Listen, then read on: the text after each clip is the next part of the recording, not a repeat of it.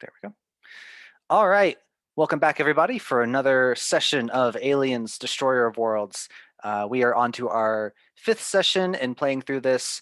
I foolishly believed the advertised time, and so we have extended the initial plan, and we are into bonus sessions now.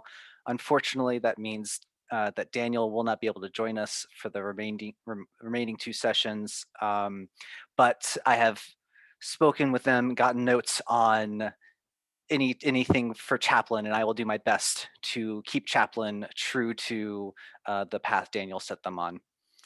So, as a reminder, we are using safety tools. We have discussed our lines and veils offline. We do have consent for body horror and descriptions of gore, so viewers should use your own discretion for those topics. This was organized through the Gauntlet RPG community. You can find us online just putting Gauntlet RPG into your search engine or going to gauntlet-rpg.com. It's a community that organizes games. We play indie games, narrative games, more sort of trad games like Alien. The Gauntlet also publishes games. They publish Brindlewood Bay, a game about cozy murder mysteries, as well as the upcoming trophy game that I'm very excited about, and Hearts of Wulin, which I think is also coming out in 2021. Let's go real quick around the horn and do a quick player introduction. If you would, just give us your name and pronouns, and then we'll pick back up our story. Jason, would you start, please? Sure, I'm Jason. I use he, him pronouns. I'm playing Captain Silva, the leader of this group, and she uses she, her pronouns. And she's worn out, but she's committed to trying to drag this group to some safety and get them off this rock. Excellent. And Mark with Dante, would you go next, please? I'm Mark. I use he, him pronouns, and I'm playing Dante, who uses she, her pronouns. And we are along for the ride with Silva. And this is one way or another, this is Dante's last mission. So she is just looking for a way out of this, off this rock, and back home. Excellent. And Matthew, would you go next, please, with Mason?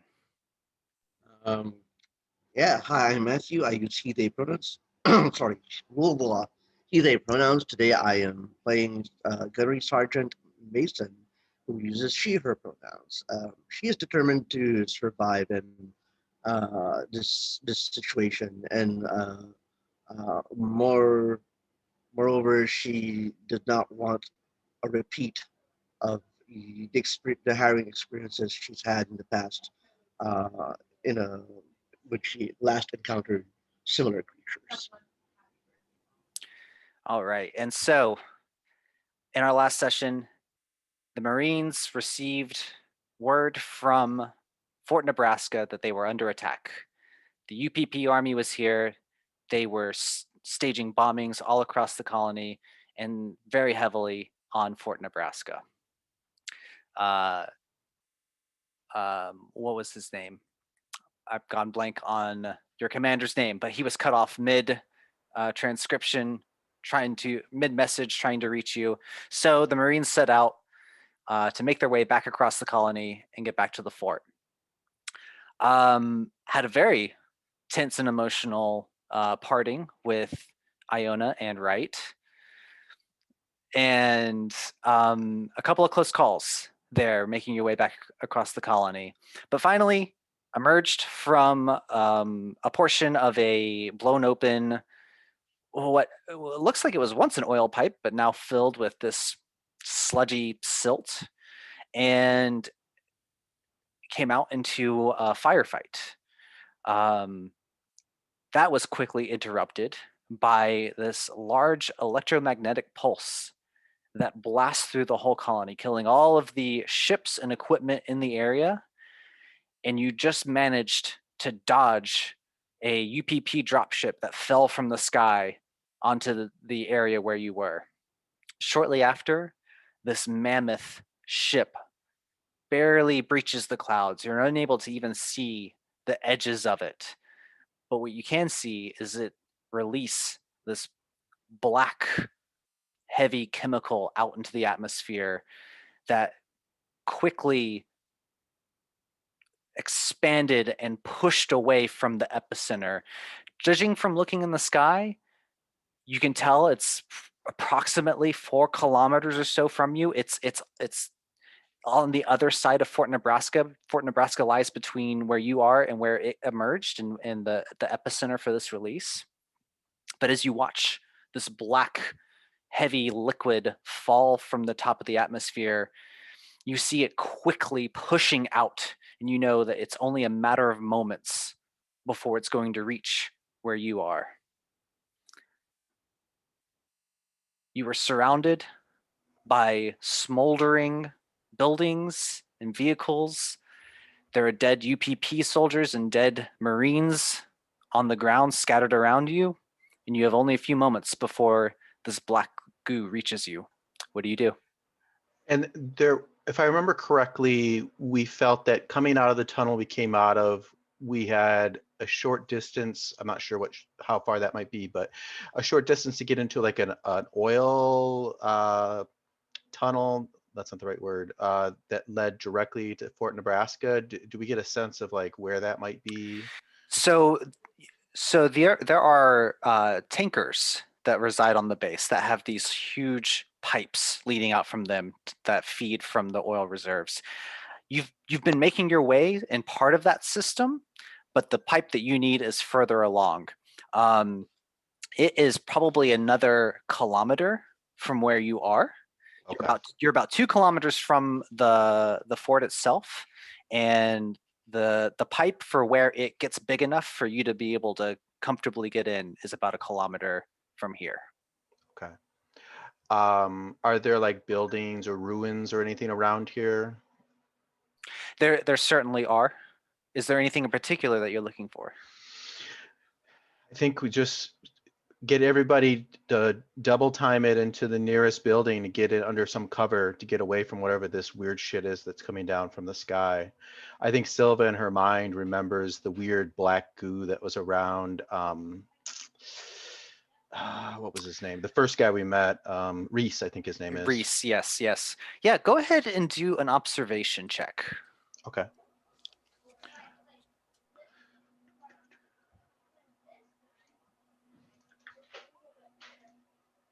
One success. Okay. So there's plenty of, half collapsed buildings and ruins. But I'll say that it's probably fairly obvious that this goo and this heavy rain that's falling, it's going to wind up pushing through any open crevices. So as you're scanning for some place to dodge to, you spot a smoking APC up ahead, and you know that's going to have a much better seal on it. Okay. Make for that tank. Let's go.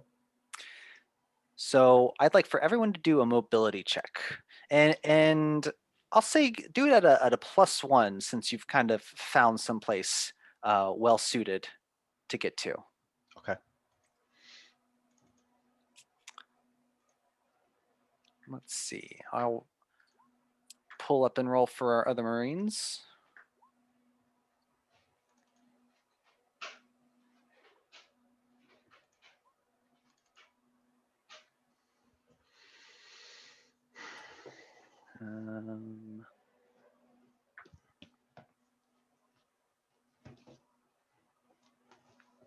So I can Chaplain. go ahead and push my no successes by taking a stress and then re-rolling, correct? You can. Yeah. Let's give it one moment. Let's see if anyone has extra successes, and they can potentially give them to you. Copy. You actually can't either, Mark, because you got a face hugger on your roll. When you get one of those, face hugger, then you can't. You can't okay. push. Yeah.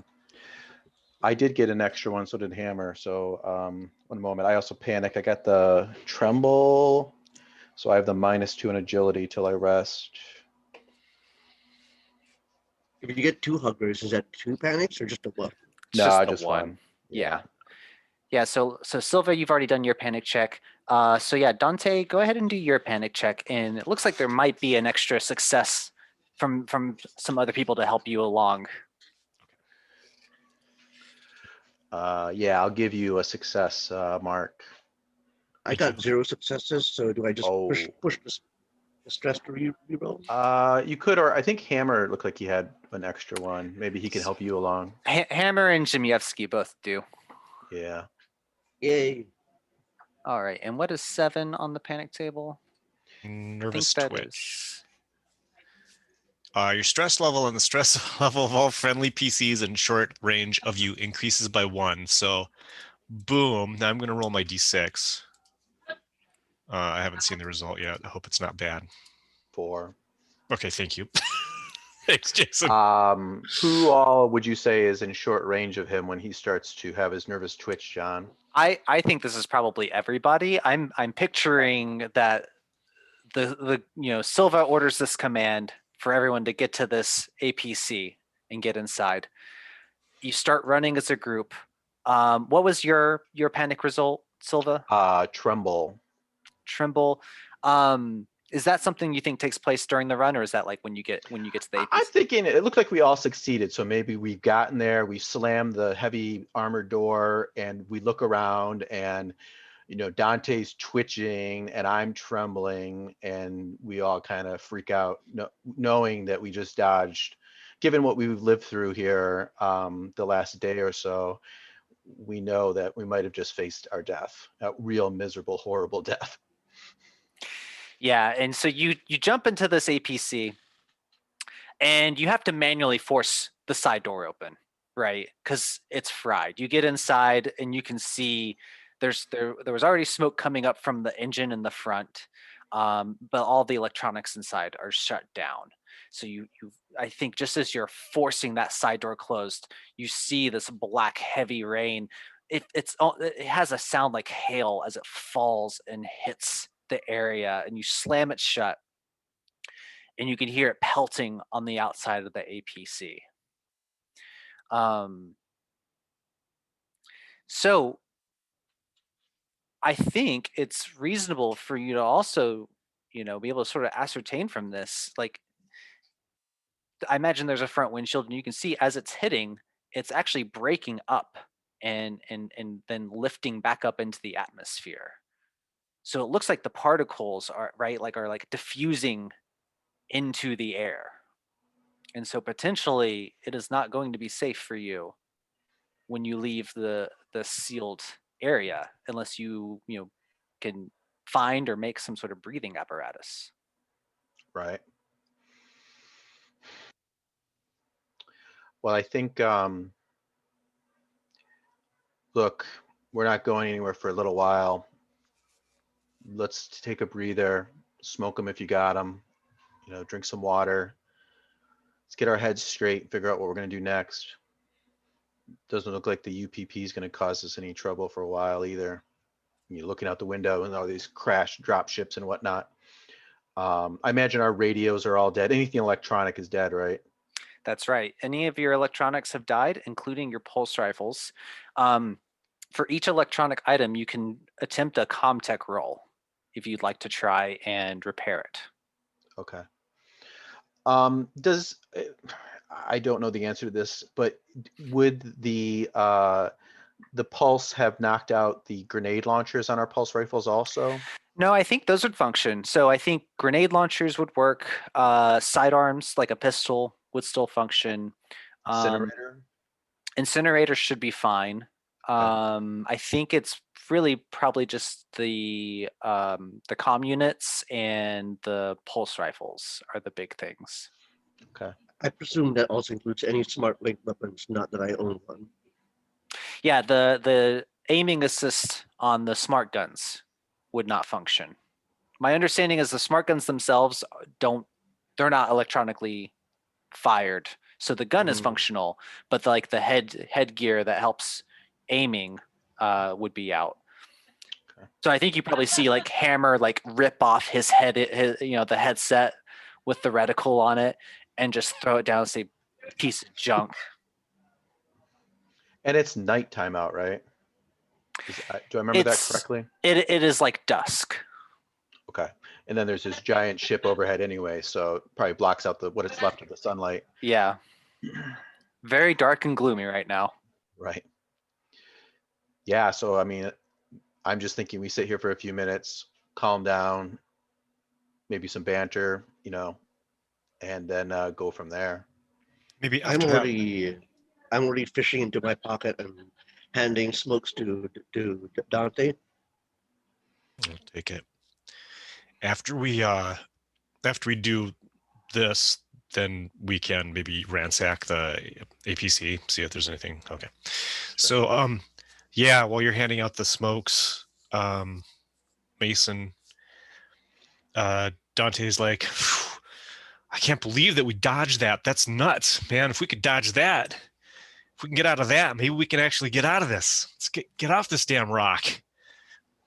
And then you see that Dante kind of grabs at her chest, like she's got like some heartburn or some kind of sour something in her taste in her mouth. She goes back to her smoke. Sure. Mason turns to Chaplin and asks, any any bright ideas, chap? Chaplin, kind of holds his hand to his chin, like he's, like he knows humans do, and says, "This doesn't. There's nothing in my, data banks for how to solve this. I'm gonna need more data." Chaplain, you don't really need to rest. Could you go ahead and, while we're relaxed, getting our breath, could you check out Dante? He seemed to be having a lot of problems. Hopefully it's nothing important. Sure thing, Cap. I'm gonna roll a medical aid check for Chaplin. Let's see.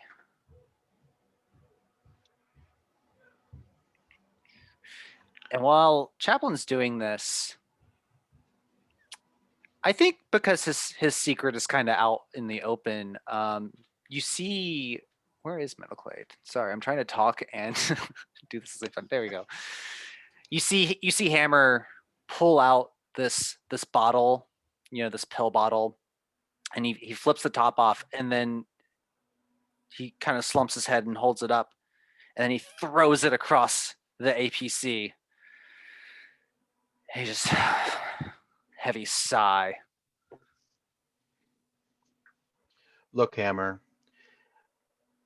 I'm all for you, going sober and whatnot, but if you're going to be having the shakes, going with withdrawal or something while we're going through this, just take some pills. As long as it keeps you frosty, I'll help you kick it once we get off this rock, but this is not the time to, get the monkey off your back.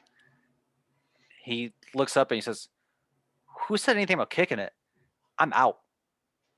Oh, well, it gives us more incentive. We're gonna get into Camp Nebraska. We're gonna find a way off this rock. We're gonna kick Myers' ass. Yeah, they've got more on base. I know that. So we get in. I might need to make a pit stop. It doesn't get pretty if I go too long. Chaplin is doing a check on you, Silva. They're having you kind of open your mouth, look in your ear, sorts of things, listening to your heart and such. Comes back and says, "Well, you clearly have done some damage to your esophagus. I can see that there's been a good bit of acid reflux lately.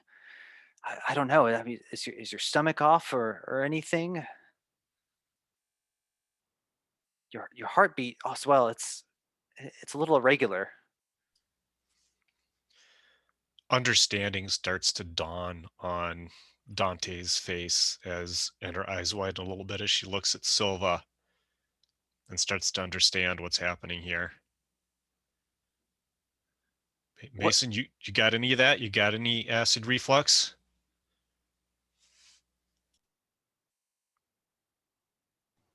I don't know what you're talking about. And Mason like reaches for Dante's cigarette and sort of snatches it from him and goes, "I think you've had enough of these for now." Yeah, maybe lay off the smoking, Dante. That's not going to help your airway right now. Squeeze a something soft if you need to. That'll cut some stress. And Chaplain kind of steps away from you and says, sorry, Cap. That's about all I can tell right now. The base, they've got some more advanced medical systems. I mean, we can certainly do a more thorough check there once we're inside. Yeah.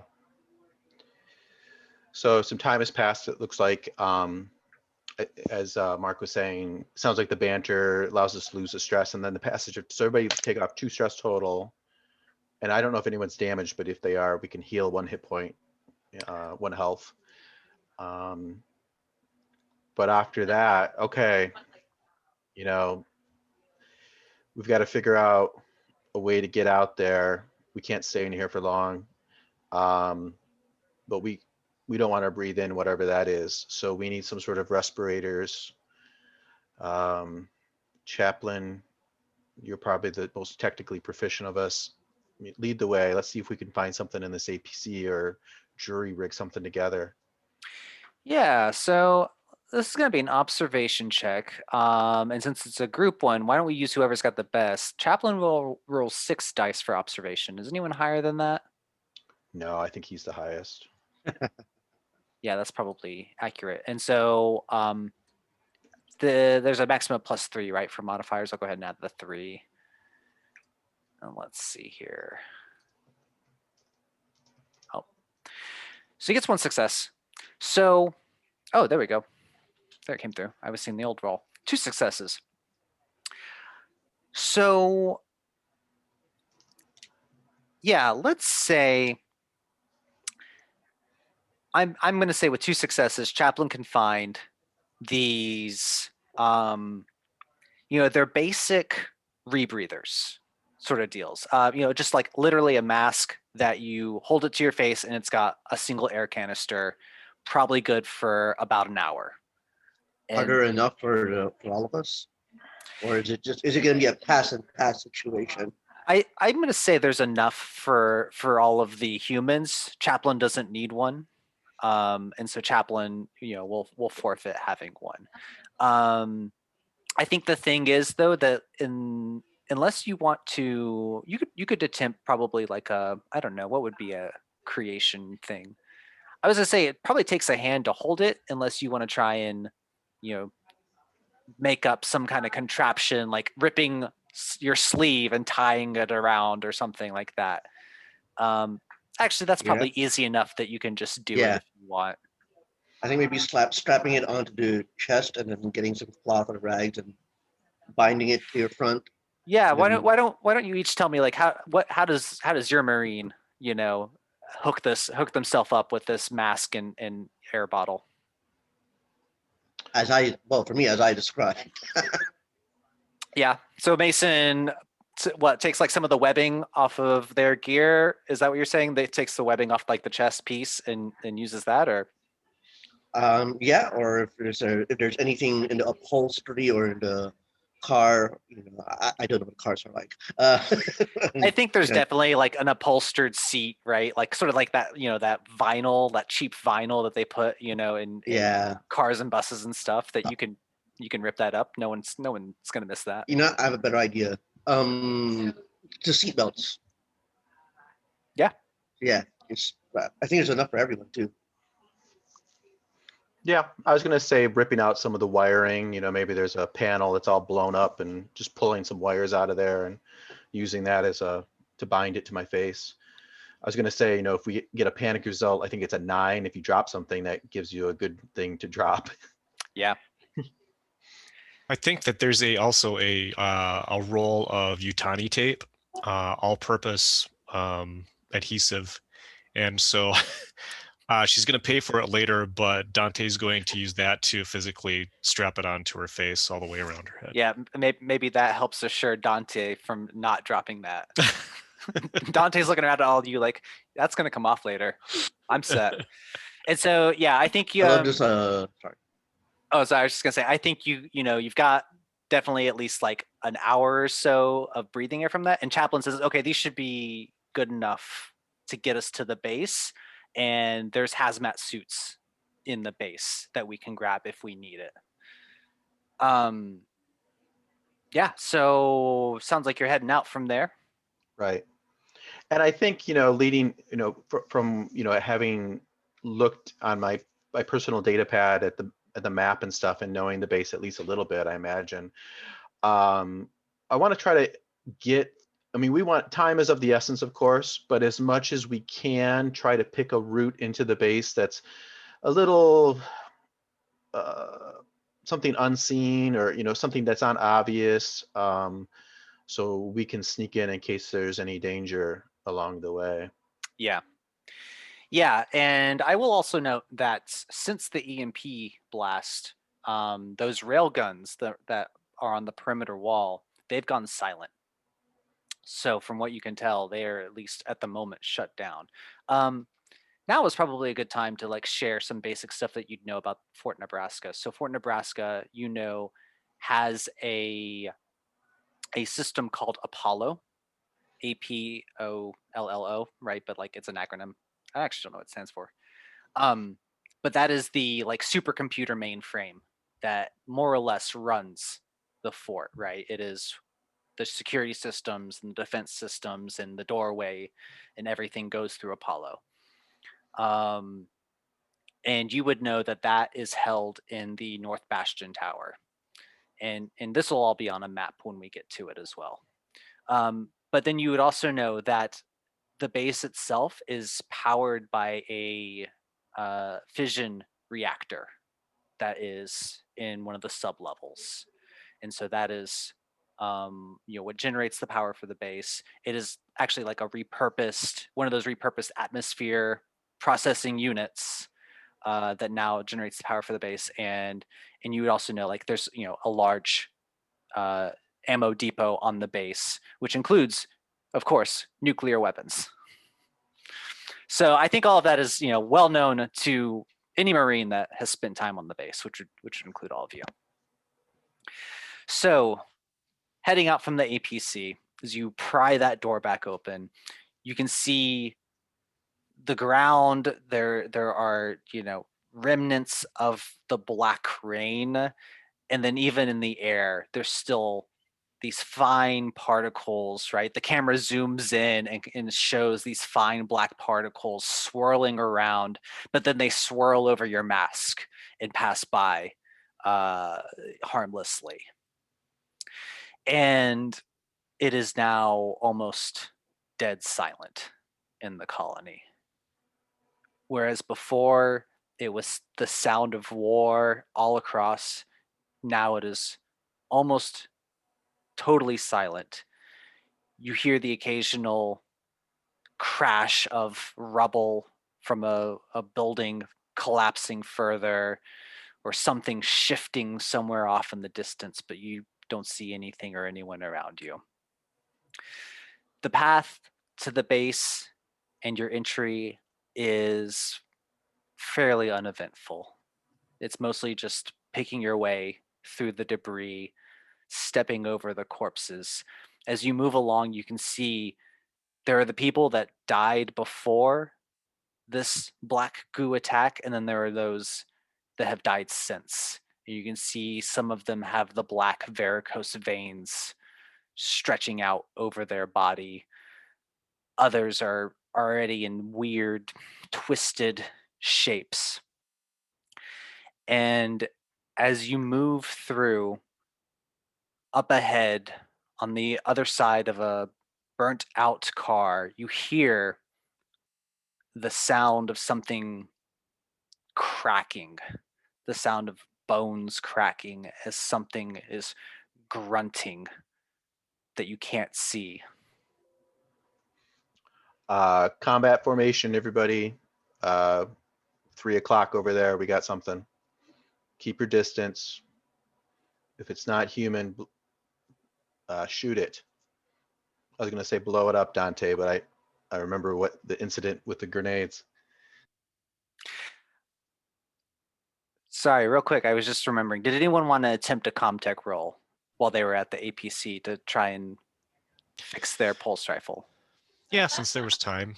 Yeah. I tried that on my pulse rifle. Horrible. If I have a 0, how do I proceed? You don't have dice for the base stat or the skill? What's the base stat? Wits? Wits. You just hit the same Comtech button, even if you have a 0 on it. It'll just roll your Okay. wits die. Got it.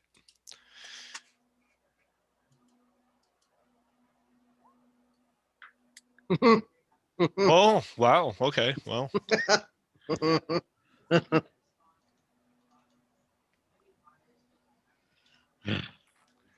I think I'm going to try to fix my I was going to say fix my personal data pad, but I guess it really can't. If everything else is down, it's not like it can interface with anything. So it might be pretty worthless even if it's fixed, unless I want to look at pictures of my family or something. Oh, that's your de-stress move. Right. That's legit. No, I got these cigarettes here. Yeah, I'll just fix my pulse rifle. I'll try. Okay. And then Dante and Mason will both need to make a panic check.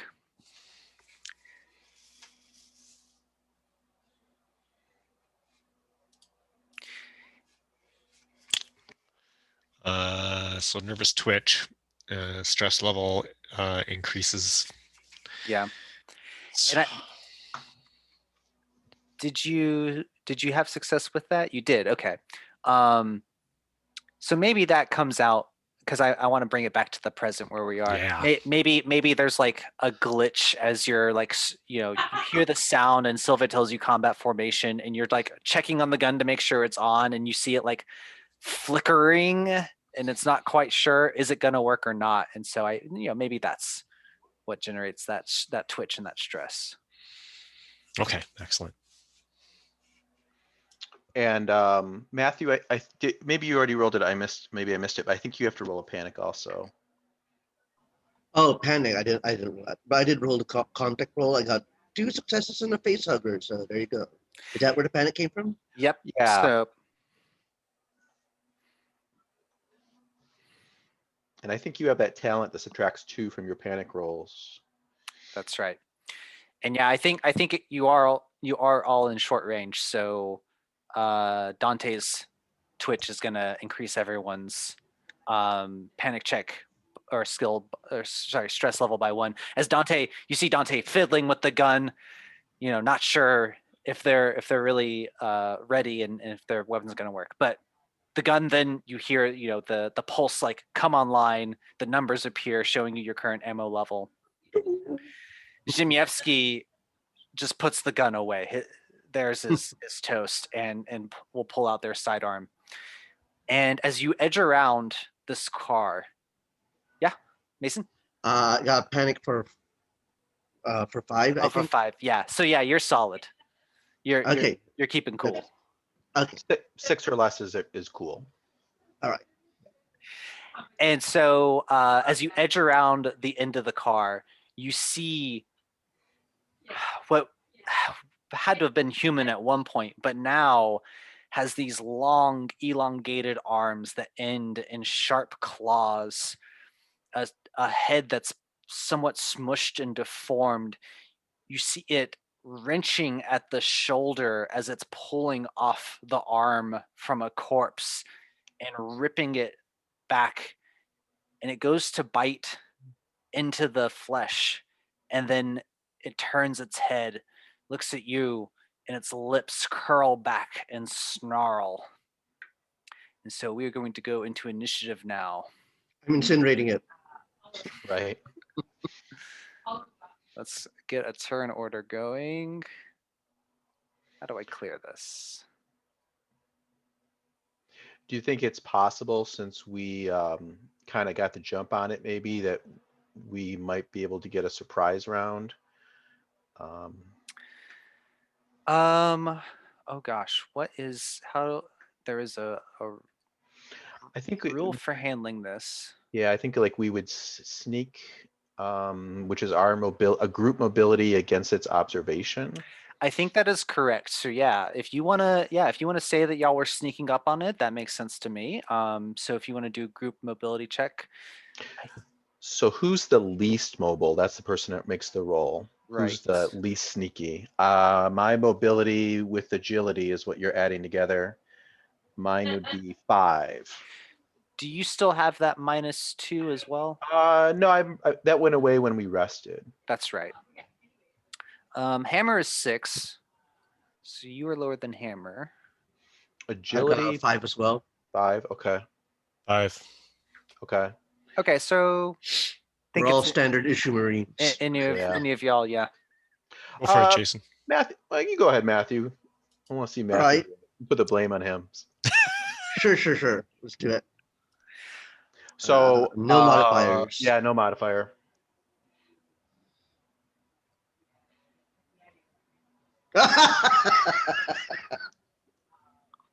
And it's an opposed roll against their observation. Right. Let me pull up.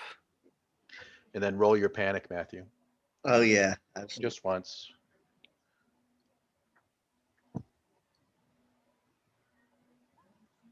So you're all right. Oh yeah, nice. Okay, so you are successful, and yeah, you're keeping it together. So yeah, you can get a surprise turn. Surprise. It's a whole surprise round, right? I think each person gets one action. You don't get a fast and a slow. You just get one action on a surprise round. That sounds accurate. So do you want to go on initiative, or do you want to just kind of go around the table and? I'm for this first one. I'm totally happy to just go around the table, and then Okay. while we're doing that, I'll add the turns, and then we'll get the numbers in place. Okay. So Mason, I think you said you were going to burn it. Why don't you go ahead and Yep. start us up? All right. When the screen is so small, I'm using incinerator. So I think you have at the bottom of your screen, you have the incinerator, the stats for it, and you just click Yep. attack. And no modifiers. I take it. Is light a factor here? No, I don't think so. Not just yet. Okay, there's enough burning and whatnot around. Yeah. There's definitely random fires and things still all over the place. Okay. All right. All right. Some real Blade Runner burning skyline action. Can you push? You can push this roll, right? Sure. Yeah, would you like let's to push it? Let's push. Yeah. So So gain a stress and do the exact same roll. Yep. Wow.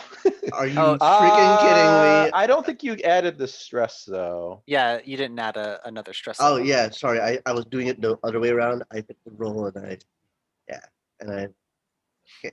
Let's do that. My apologies. No worries. Third time's a charm. There. Here we go. yeah, But you got a success. let me roll a panic too as well, just to get it out of the way. Oh, that's a 7. Okay, so 7 is the trembling, right? I think I've got that one remembered now. So 7, unfortunately, is the nervous twitch, though. the nervous twitch, and so everyone's stress is going to go up another level. All right. Let me grab. Shit. Well, nice. It's not all bad, I guess. You did get a success. You do 2 damage with fire damage, and then you roll that fire intensity, Matthew. So it says at the bottom, fire intensity 9. So roll 9 base dice. Right. Base dice 9. Here we go. 1 hit. So that's an extra point of damage, and it's considered to be burning. All right. Let me make a note. So it's so that's 3 damage so far, right? Yep. Okay. and it is burning. So this thing, as you spout, the incinerator shoots a blast of flame out. You see this thing catch and ignite, and there's a high-pitched hissing and squealing, and you can see the blood veins on it bursting and popping open as black goo pops out and sizzles from the fire. Dante does freak out, and you hear their pulse rifle fire. Dante, why don't you roll a d6, and I'm going to say there is a 1 in 6 chance you hit one of your teammates, and a 1 in 6 chance you hit the creature. Okay. And so I was putting them on opposite ends. You got in the middle. Okay. So you just, this spray of bullets just like up into the air, like maybe it ricochets on the car as you get your trigger finger. And one of you is up next. It could be Dante or it could be Silva. John, do these things have any armor? No, not for fire. Okay, great. The fire has 0 armor, so. Go ahead, Dante. Let's see what you got. All right. Gonna go ahead and hit it with the pulse rifle. Gonna try to fire the pulse rifle at it. Full auto. So that's a 2 modifier, yeah. But you add a stress. Not full auto. Just standard. Sure. Okay. Oh, wow. Okay. So the damage and then an extra, so damage is 2, and then the stunt is going to be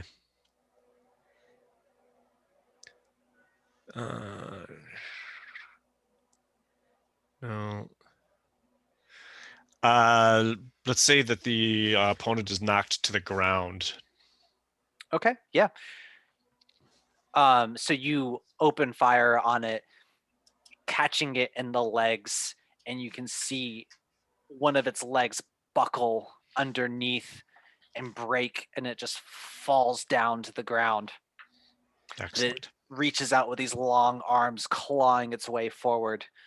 Silver, do you want to go up next? Yeah, I'm gonna try to burn it. And that added 2 damage to it, so I'll add that. Don't cross the streams. So I get just 1 hit, no panics. So I'll live with that. So that's 2 damage, and then I'll roll that fire intensity. Burn it. Base dice 9. 4 more. So 5 total. All right.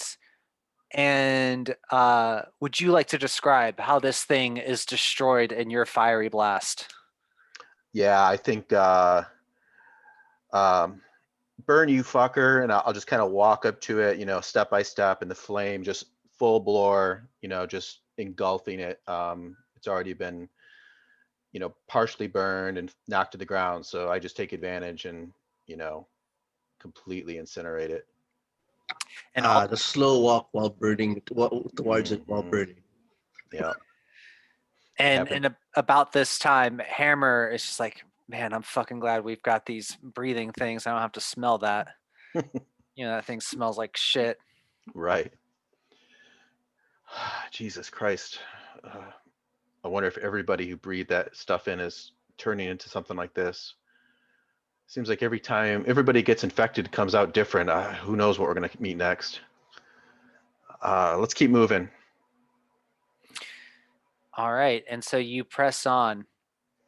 And you, after some time, do reach the destination you've been looking for. Ahead of you, you can see Fort Nebraska. You see smoke rising from the southeast corner of it. You can see that the railguns are all quiet and shut down. And so you are standing next to one of the large oil pipes that travels straight forward into the base. If you want to proceed with that plan, then you can cut this thing open and enter it from here and head into the base that way. Or if you want to change plans and take the front door, you can try that too. Yeah, I think the tunnel, let's stick to that plan. It sounds like a winner. So Dante, I believe you and Chaplin both have cutters. Maybe you guys can work together to cut a hole in the side of this thing so we can get into this tunnel. This oil line. I'm on it. Yeah. Be careful because oil is flammable and Copy you're that. using a laser cutter. So. And it doesn't take long for you to find out that the pipe is actually somewhat empty. It takes some time to start cutting into this thing, but as you cut into it and you create a slit, that silt from before starts pouring out, and you open up a passageway for you to crawl into, and you can see here there's probably about a foot deep of this black gritty silt along the bottom of the pipe. I'm sure Chaplin is very satisfied that he's able to cut through the pipe with no incident. Yeah, and I think probably Silva would even say, like, look, I'm no petroleum engineer. I mean, is this normal? I thought this pipe was active. Should it have this kind of silt at the bottom of it like this? Or anybody else find this strange? Look around. Chaplin says, you're absolutely right. This is very strange. It appears that the oil's been reduced. It's been almost like it's been malnourished in a sense. It's been dried up.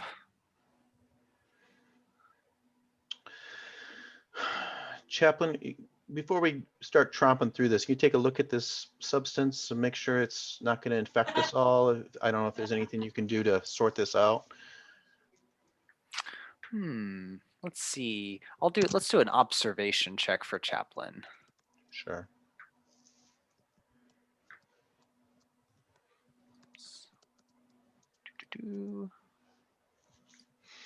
If they were to add one skill to this game, like science might be a good one, because medical aid doesn't really capture it. A lot of times people use observation, but maybe having a separate science might be good. But yeah, and so I think Chaplin takes a look at it. He picks them up his hand and kind of swirls it in his fingers and thumbs.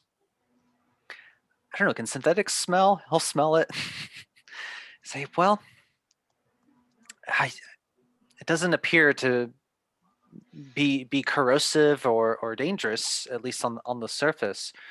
I think as long as you do what you can to keep it out of your lungs, you're probably fine.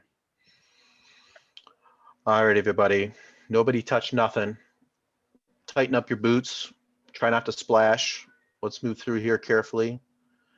Look, the base looks, I mean, there's a lot of obvious damage, I presume, to the base. So we can expect all kinds of dangers in here. I think use your imaginations and you can figure out, nothing's going to be good in here. So everybody be on guard. Mother, how close does this stuff in the pipe appear to be to the stuff that rained down? Are they two totally separate entities as far as we can tell? As far as you can tell, yeah. Not connected in any way? Okay. Yeah, they're different viscosities, and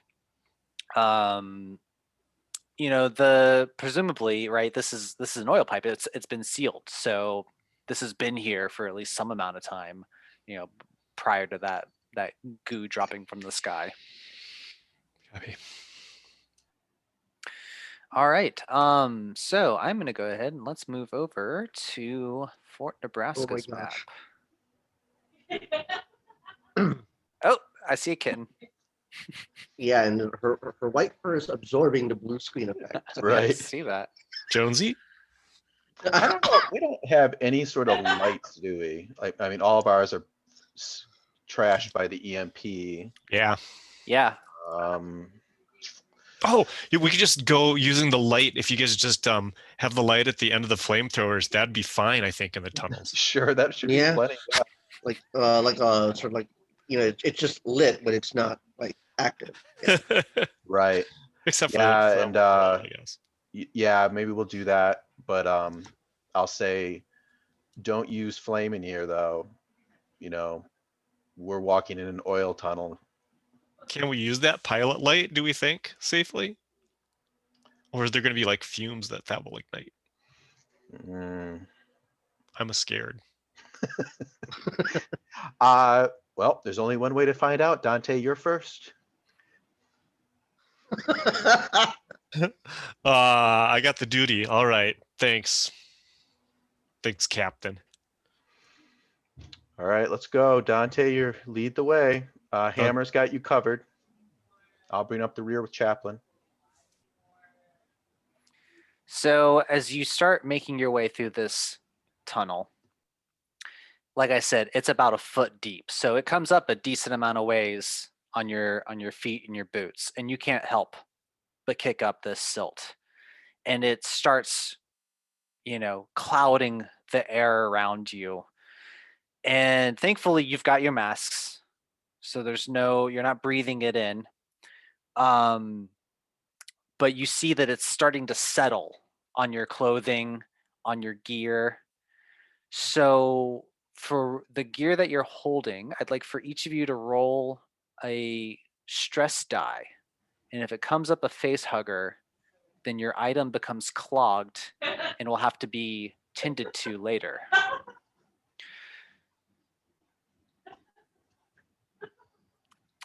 Jason, you're muted. I think you were saying something. 1 die for each item. Yeah, and so I think for like it's really your primary item that you're probably out and carrying. Like if you've got your pulse rifle out, that would be affected. The incinerators would be affected if you're carrying that. Sure. Okay. So I'm just going to roll for my pulse rifle then. Yeah, and it's just a single stress die. Should it be the pulse rifle plus the grenade launcher? Yeah, I think let's just wrap it into one Okay. since they're combined.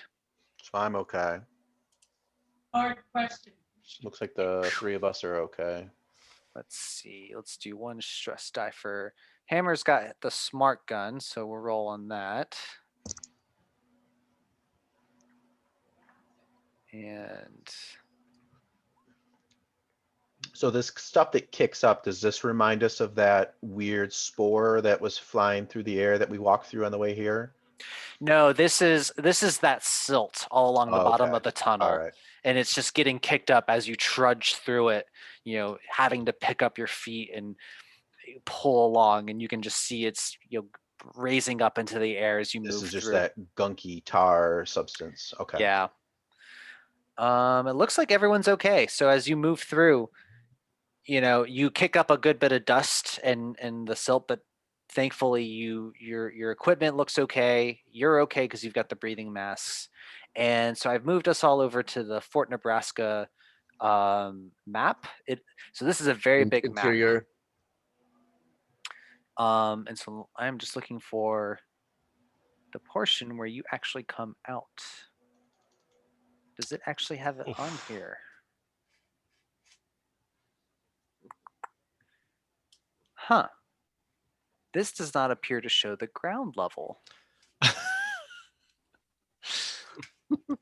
So that's okay. Would We we be emerge in the coming roofs. in on would we be coming in on like a sub level maybe? Let's see, there's 2 reactor. I've got, let's do this. Let's do this. Let's go ahead and take a break. I've got an image. I'm going to upload it real quick and we'll use that. It's because that's the ground level, which has the tanks that you're coming out into.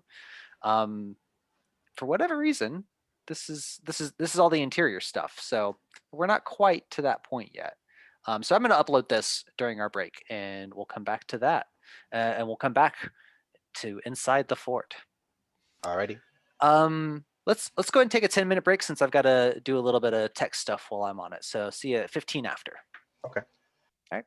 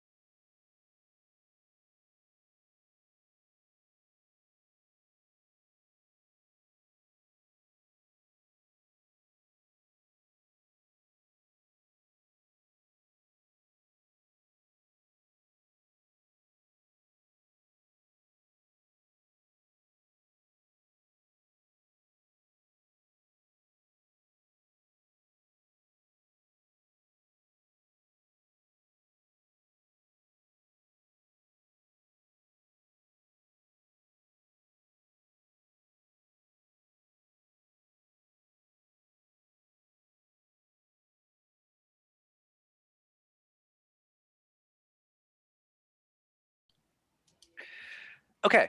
Yes, I have now added the correct Fort Nebraska map. So this is the ground level.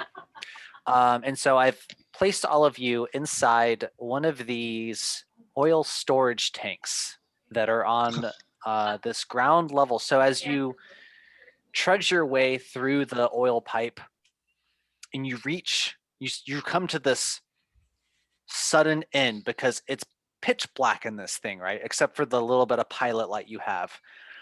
And who do you think's in the lead? Dante? Dante, At the command of Silva. you go to take the next step and realize there's nothing for your foot to step on. Like you do that, awkward, step forward and catch yourself and come back. And so you're just staring into blackness. And you So can, it just drops off. There's nothing straight ahead. not that you can see. It's pitch black in here. Okay. End of the line, Silva.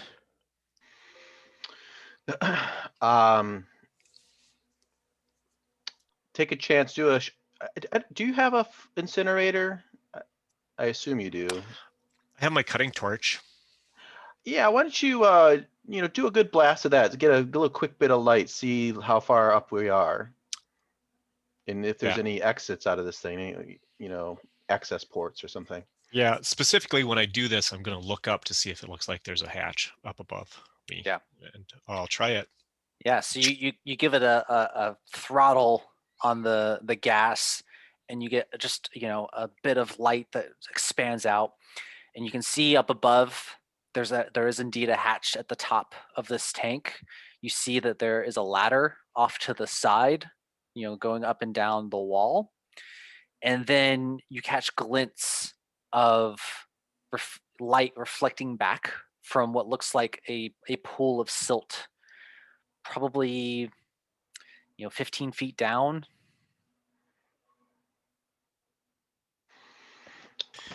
Maybe All right. there's a hatch above, maybe a holding tank here. I don't know.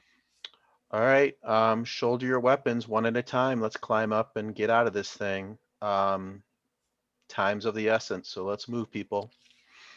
Dante, you're in front. Copy.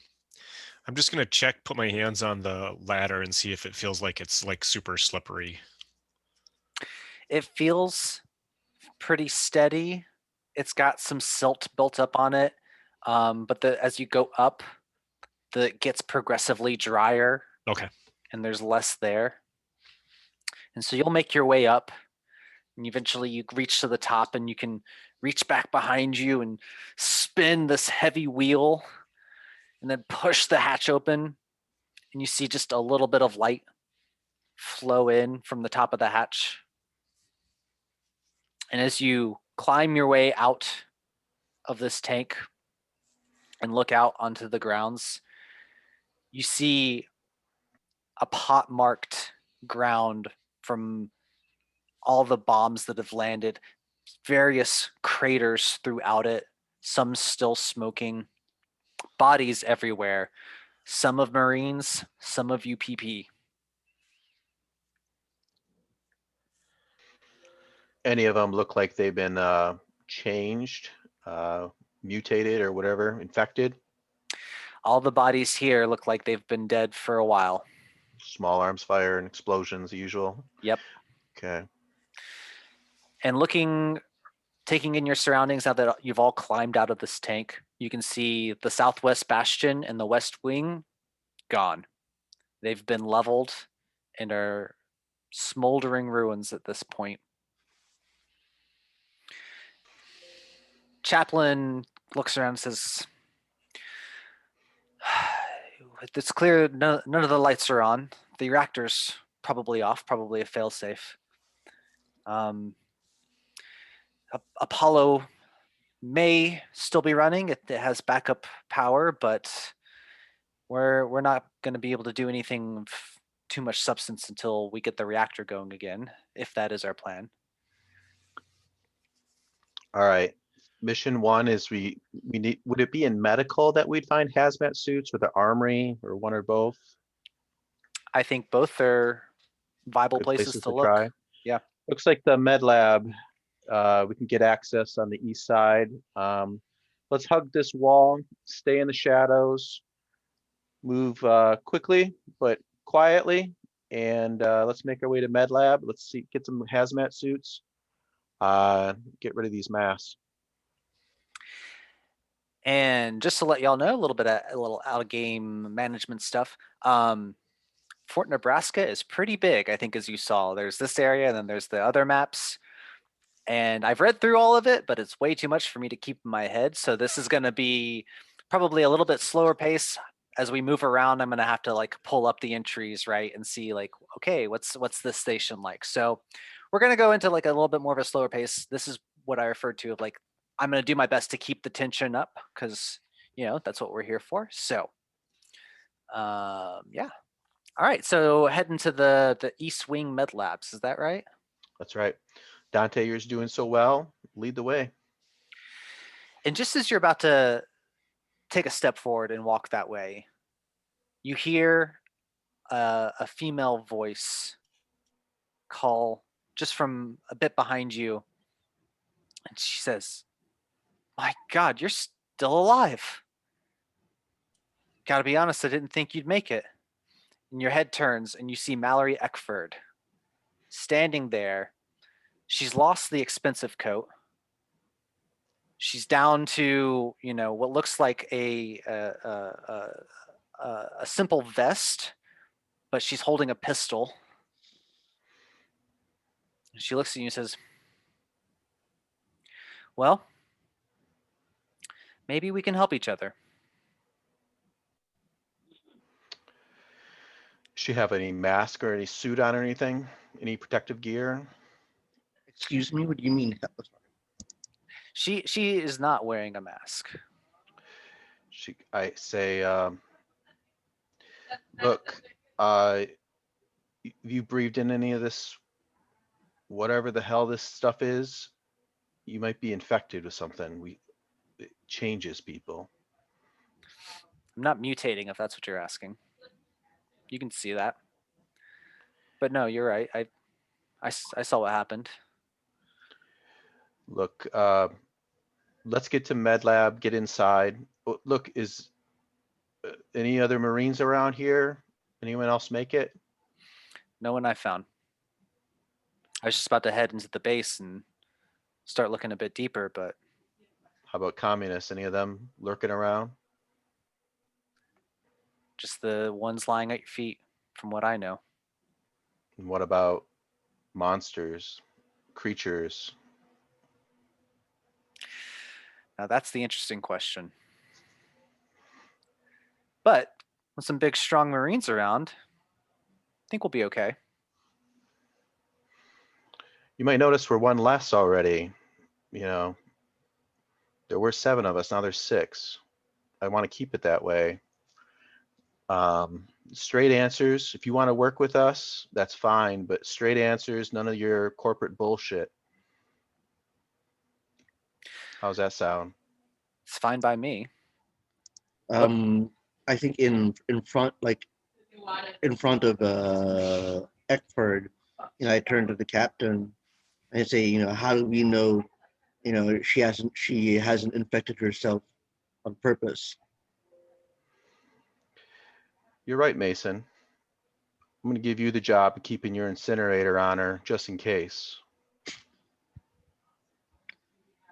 Aye, Captain. But look, let's move, Eckford. Like I said, we need to get undercover. We need to get some suits, get our heads straight, figure out, we can talk there.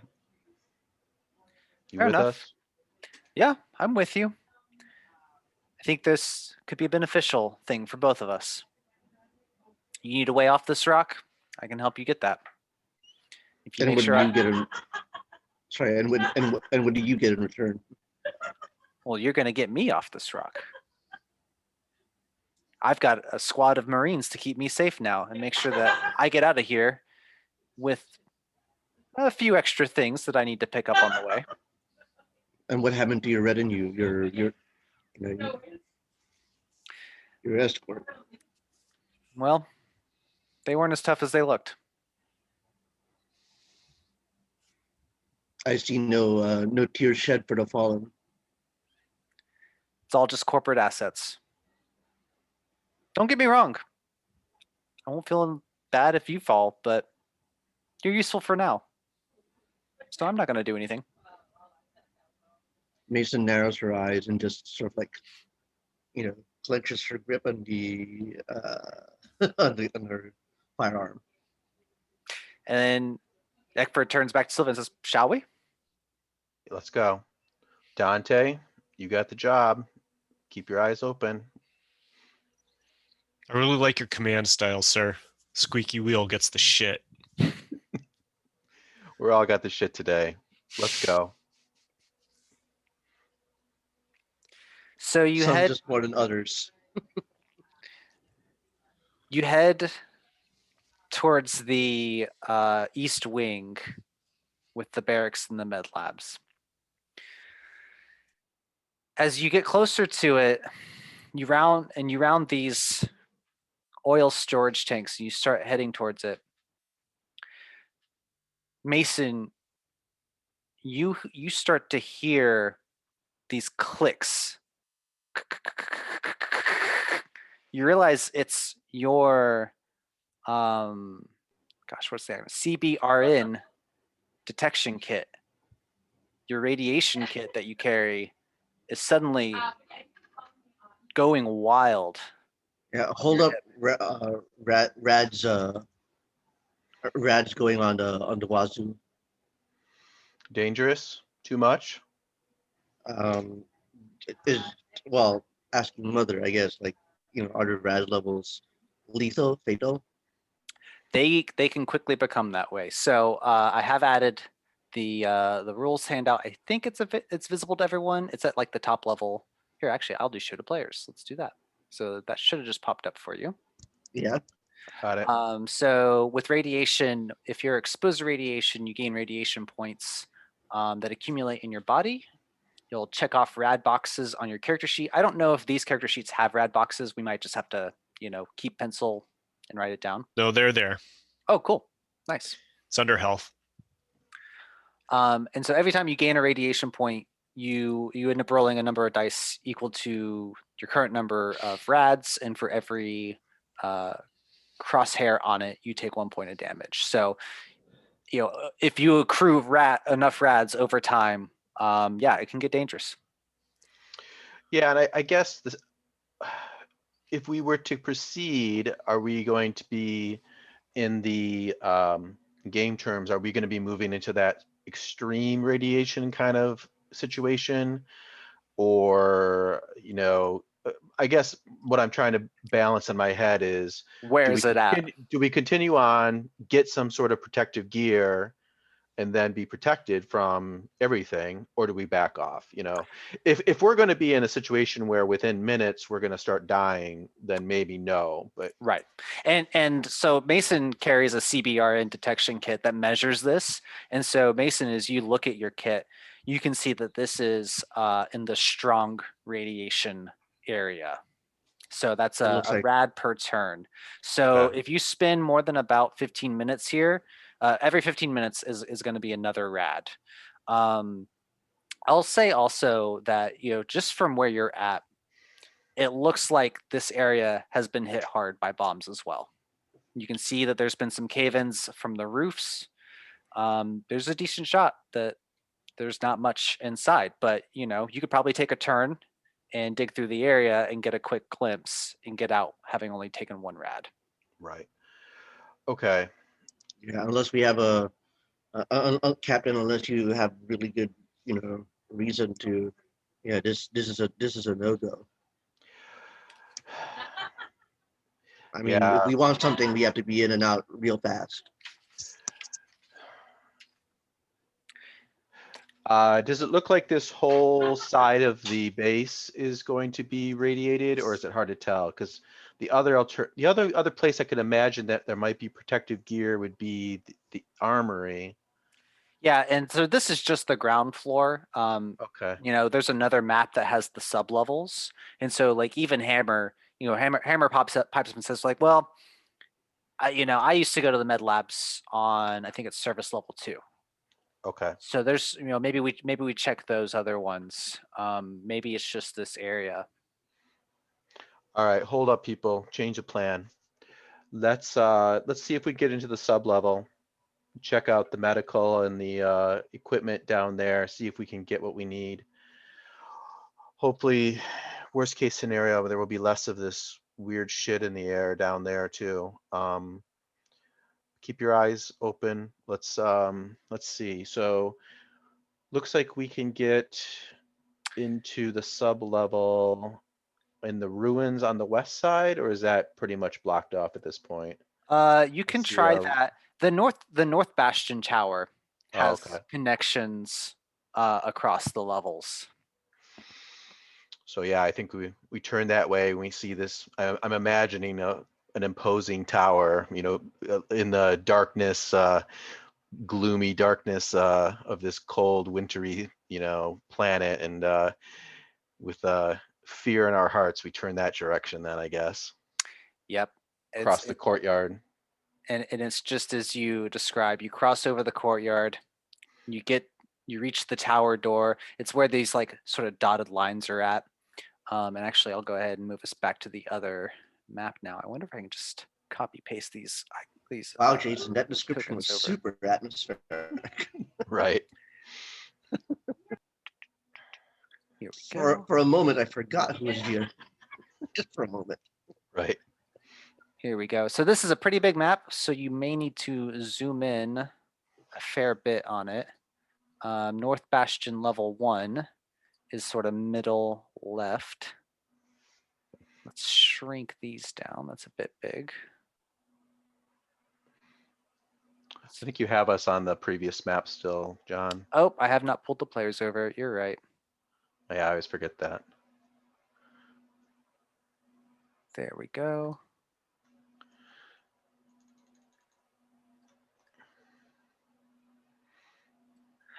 And let's see. Does it make a difference if you come in through the east lobby or the west lobby?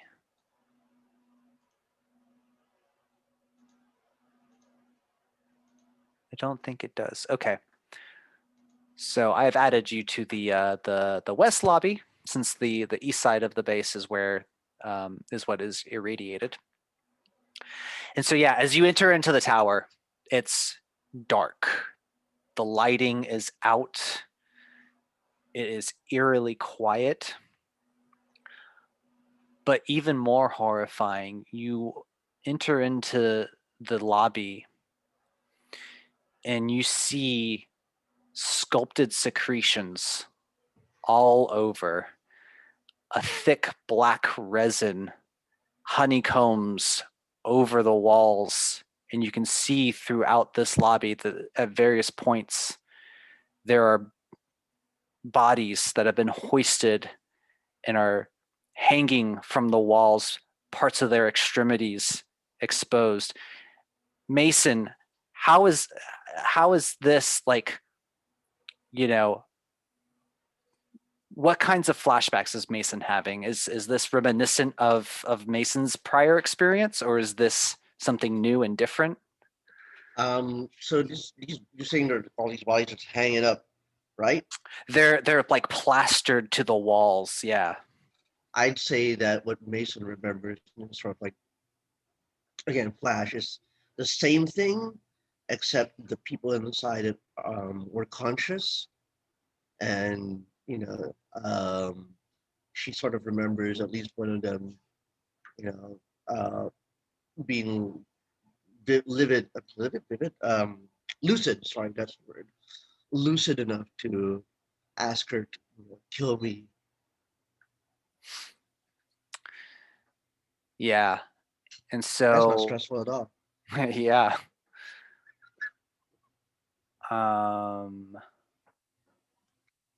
Sorry, 1 second. I am going to roll a stress die for no reason at all. Oh no, did mother take stress? Oh, it doesn't show me the die.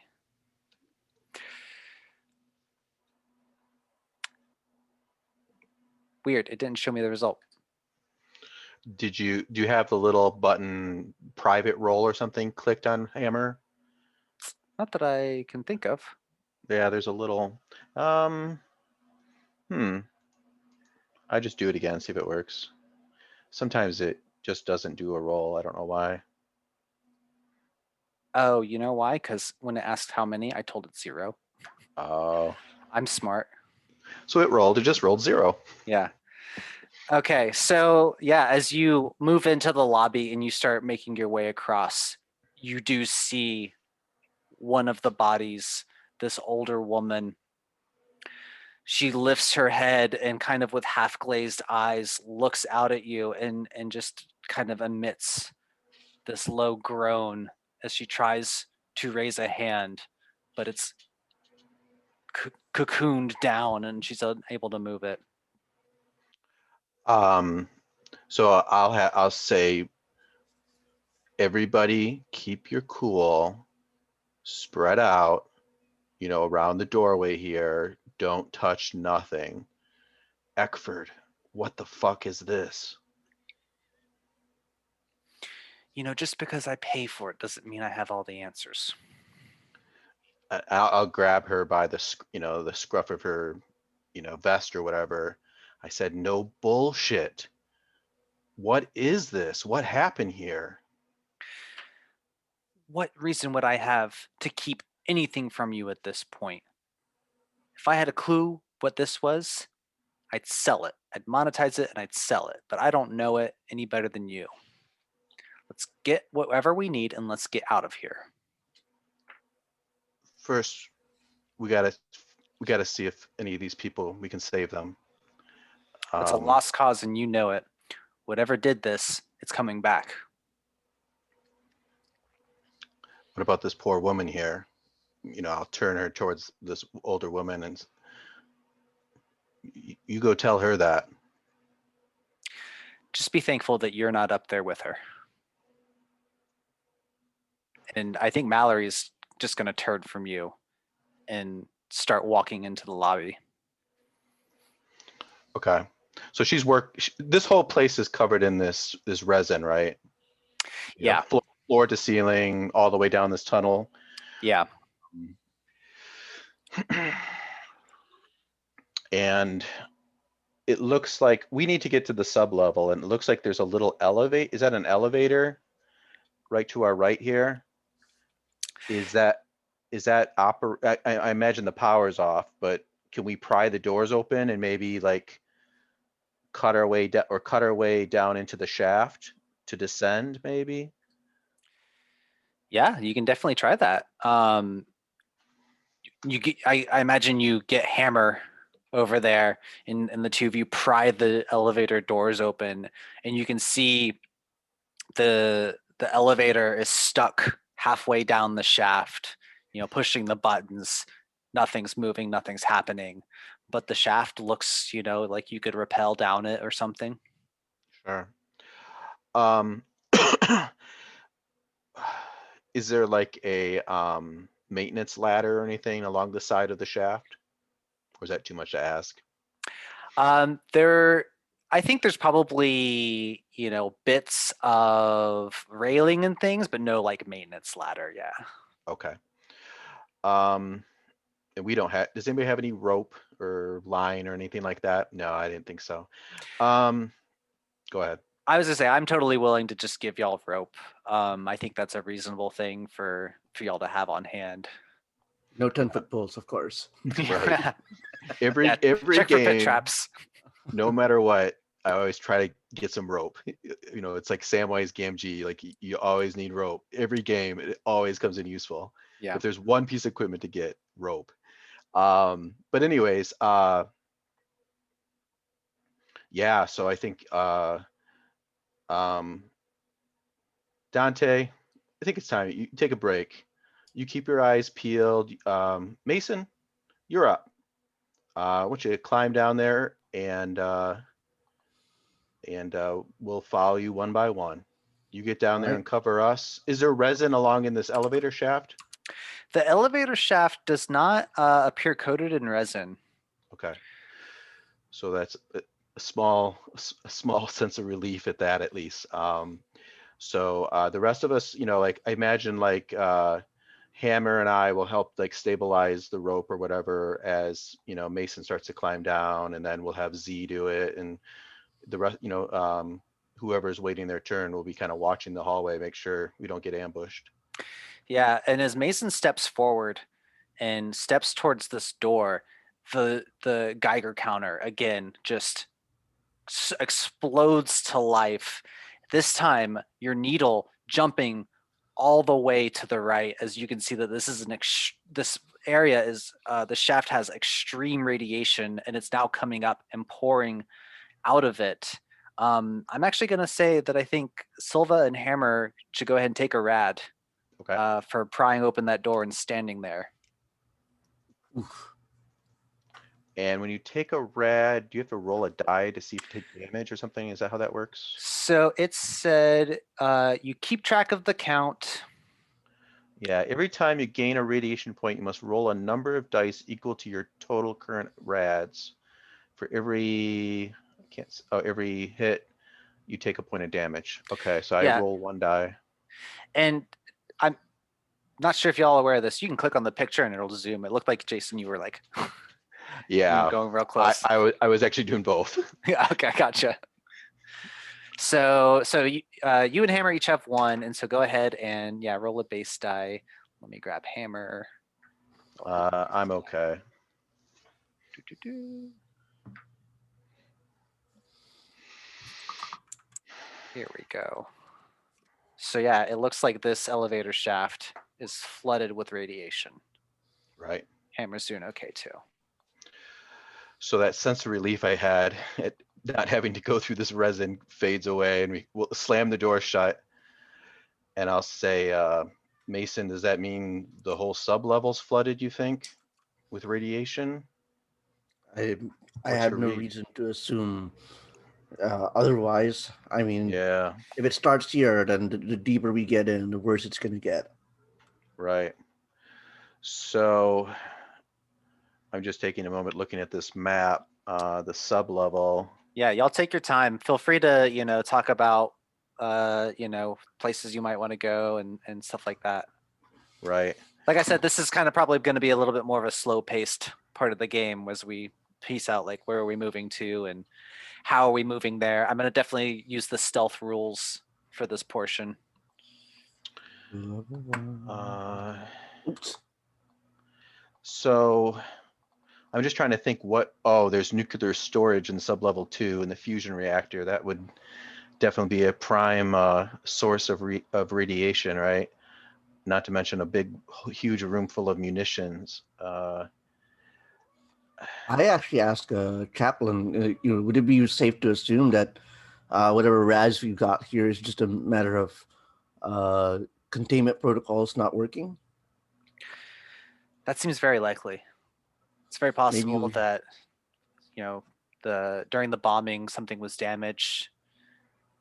Things didn't shut down correctly, perhaps.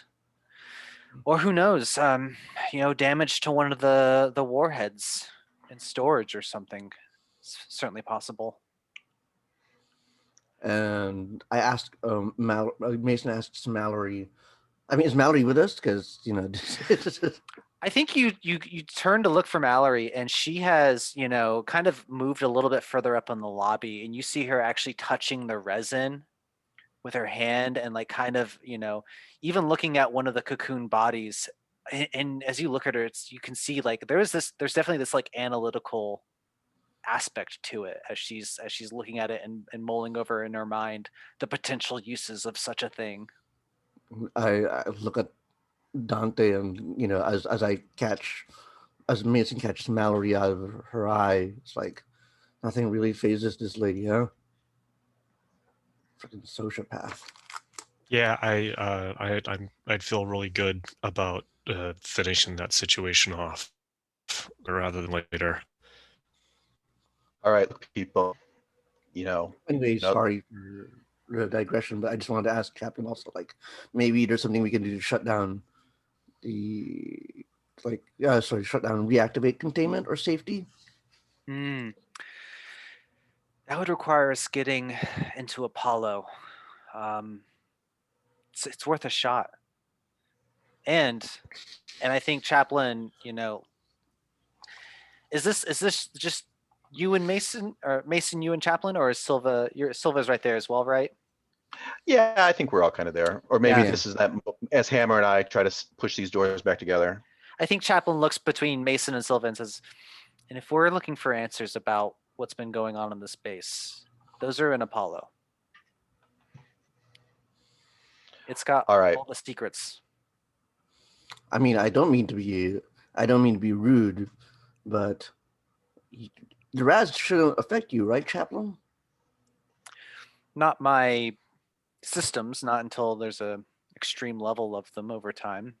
I could, I could certainly take it longer than most, but I have decomposable flesh just like you. It's going to be affected, though I would certainly last longer. What do you think, Cap? It's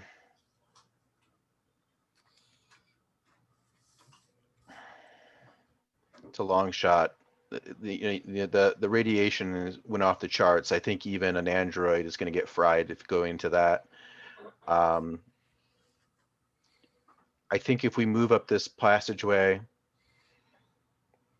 there will be an armory and storage not too far down here.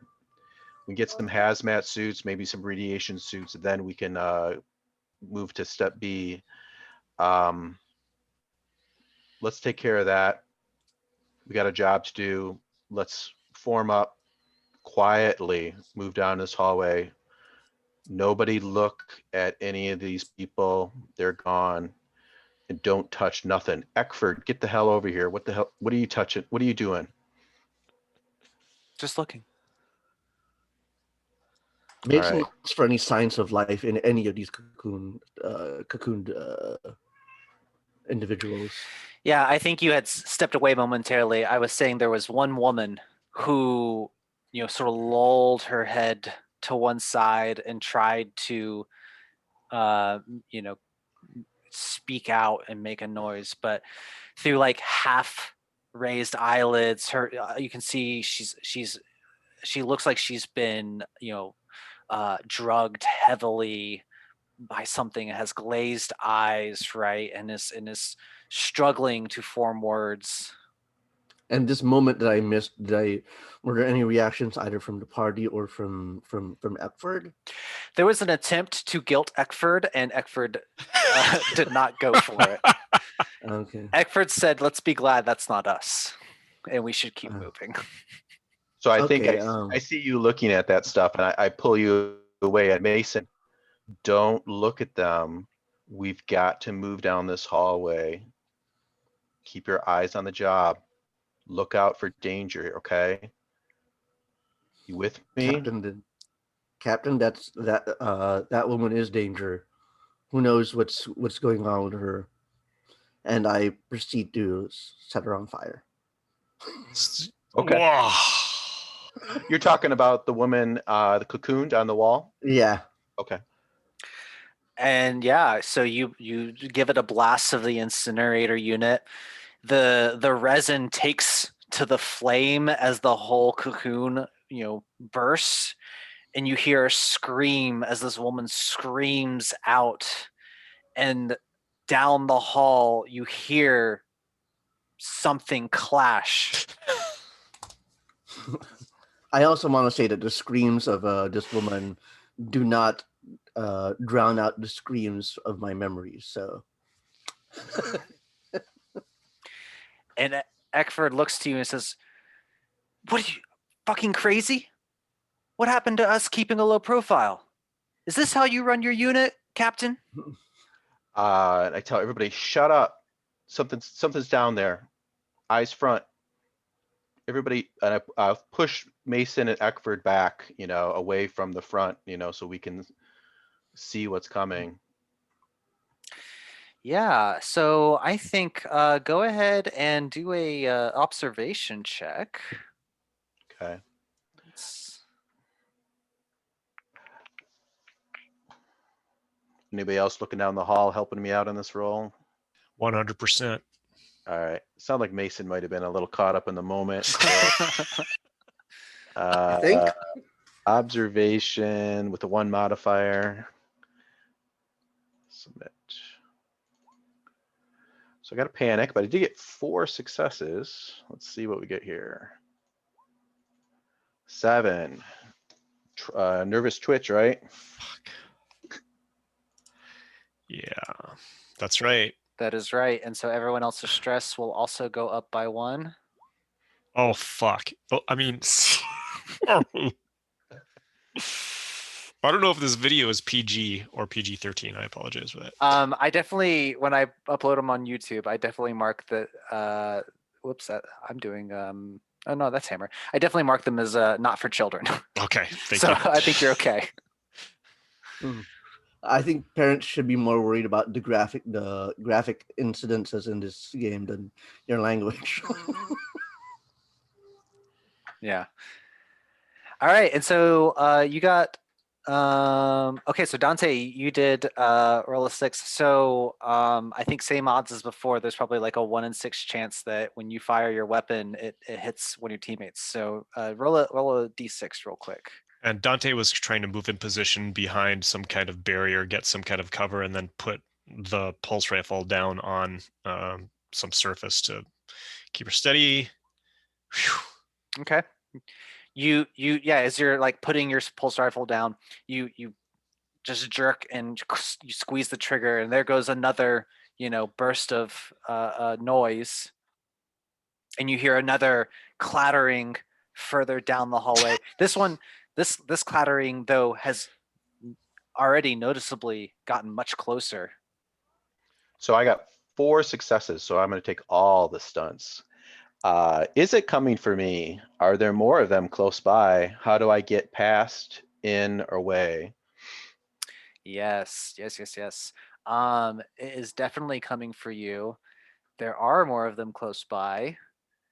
And let's see, let's pull some, did I assign a token to this? Ooh, I did. That's handy. So God damn it, Dante, hold your fire. you see Sorry, sir. this one creature peeking out from the hallway at the end of the lobby, as you see its body shifting in the darkness just barely, and then as it appears, you see climbing from the ceiling, making its way down the resin covered walls, is a second one that is inching its way, and when stationary it just blends with the resin wall, but once it slowly inches forward you see just the slightest bit of movement. So you identify 2 xenomorphs in this area, and so I believe you had the question of how can you get by. Yeah, the third one is how to get in, past, or by. So I think, or away, I think is, it looks like, I mean, I could probably answer that myself. We can run out the door screaming, or we can fight our way through. Sounds like. Is there any alternate? Or you've got the radiation flooded elevator shaft. I will say that so there's a second elevator shaft up here. Okay. It may not necessarily be flooded with radiation. Oh, that's true. It's One not does say it goes to sublevel 1 or 2. Yeah, and it's and just the way the module and rules are set up. Basically, we're gonna find out on the fly if there's a thing in the elevator shaft. So there's a potential for it to be something else or nothing. Okay. So something good, right? Something Right. good, mother. So I'll bark out an order then. We don't have the headset, so it's a loud commanding order. Hammer, blast that one down the hallway. Mason and Dante, concentrate your fire on that one on that fucker on the wall. Everybody make tactical movement towards the other elevator. Let's see if we can go down that way. Okay. I think we're gonna have to set up a turn order here. Let's see. I think I've assigned y'all's ability to move your own tokens. If you want to double check, you can. And I think if you right click and try doing add turn, hopefully that works as well. And John, can I do with that statement? Can I make command rolls to give those guys the bonuses for their actions, or do you want to wait till the turn order? I was gonna say you're thinking like as a before the Yeah, like initiative. the command skill. Yeah, that's what I Yeah, was thinking. I'm good with that. Yeah. Okay. Alrighty. Though it's getting to that point where you're like, I don't know if I want to roll because my stress is building up here. Right. But I will. So I'll give Mason, like I said, was kind of freaking. So I'm gonna give the first one will be to Dante to light up the one crawling on the wall. So command roll, submit. Wow, that's a good one. So you get +4 dice, Dante. And then the other one was to hammer to shoot the one that's farther away.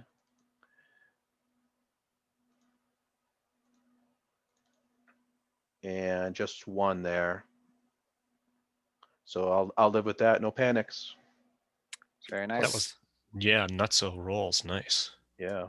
So +4 dice for Dante. +1 for hammer.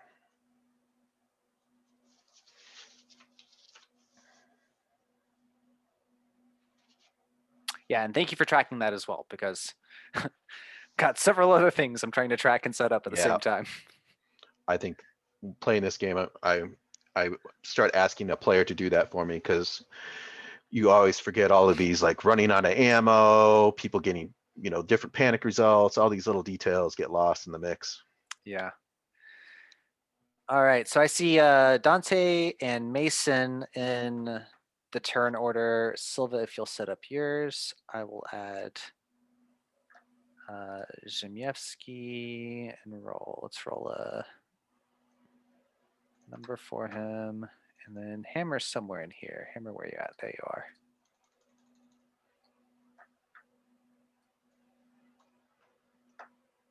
Hammer got a later number.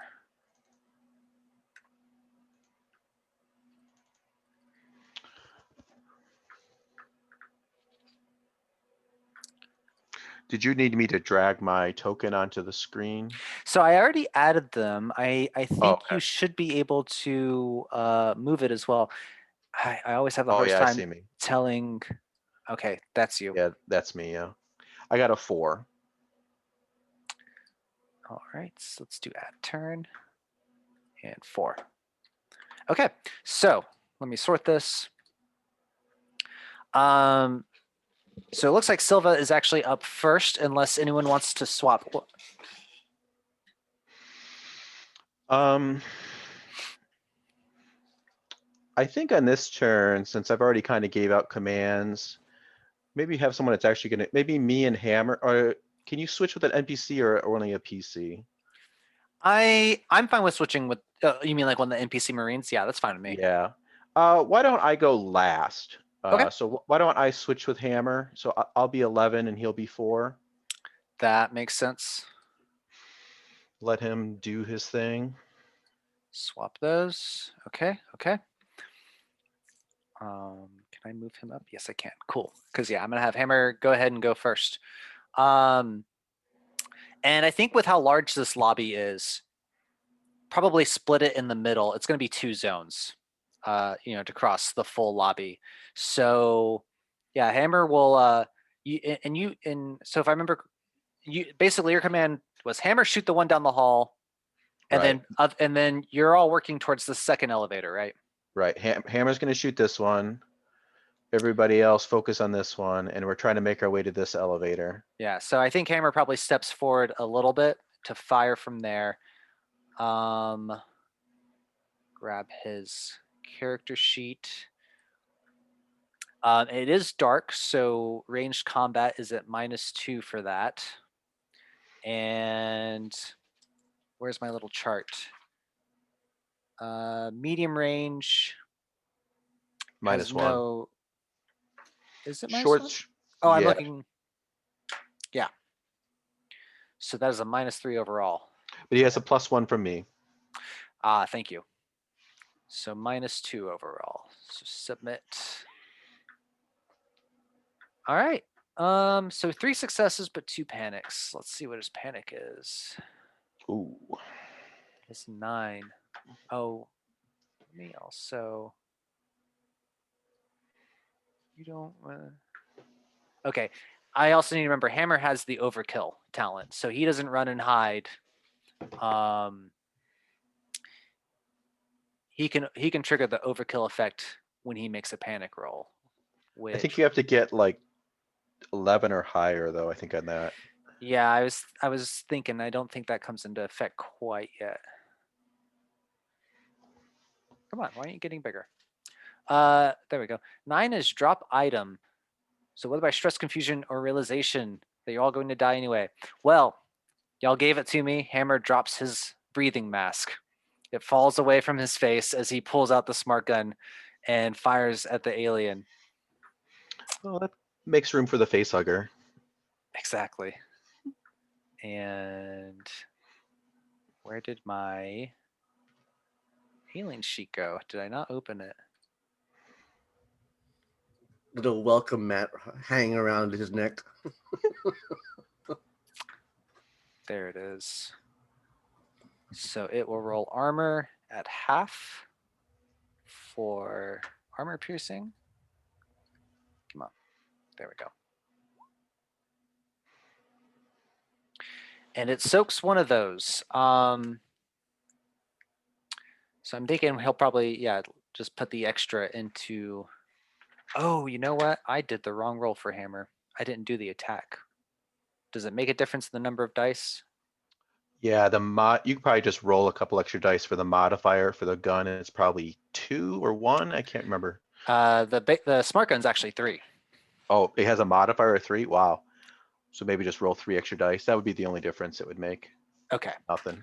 And so there's nothing there. Okay, so base damage of 3 plus 2 extra damage, soaked by 1. Where's my notes? Here we go. Oh, that's right. I can do it on the actual token. All right, so this one's taking 4 damage overall. And then next turn, this one that's climbing down the wall is up next.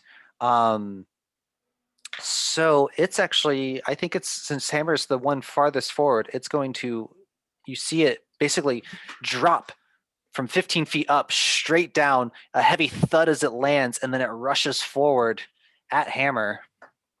And let's see what attack it's going to do. I'm waiting for John to pantomime the aliens now. I know, right?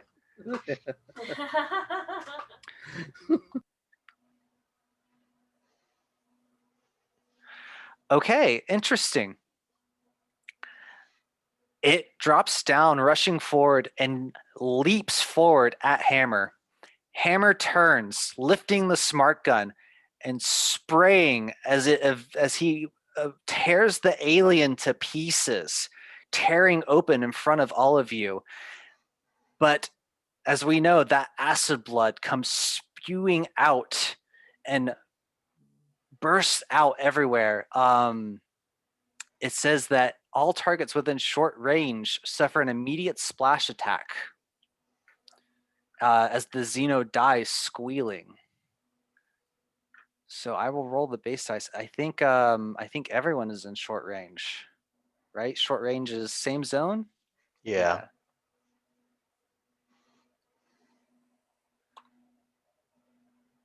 Only one. Okay.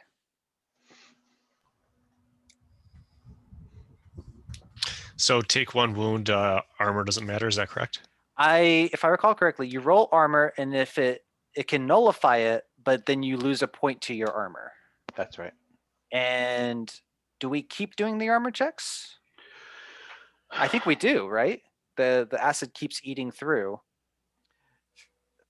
Yeah. No. Oh, because no, you half the dice, and so half of 1 is going to be 0. Well, you don't roll half of the successes. You roll half of the dice you rolled the first time. So you just rolled how many dice? For 12. For that 12. So you would roll 6 dice next round. Okay. And it would continue to burn. I don't know if it continues to burn armor though. I got the book open here. Dun, dun, dun, Xenomorph rules. Where is that?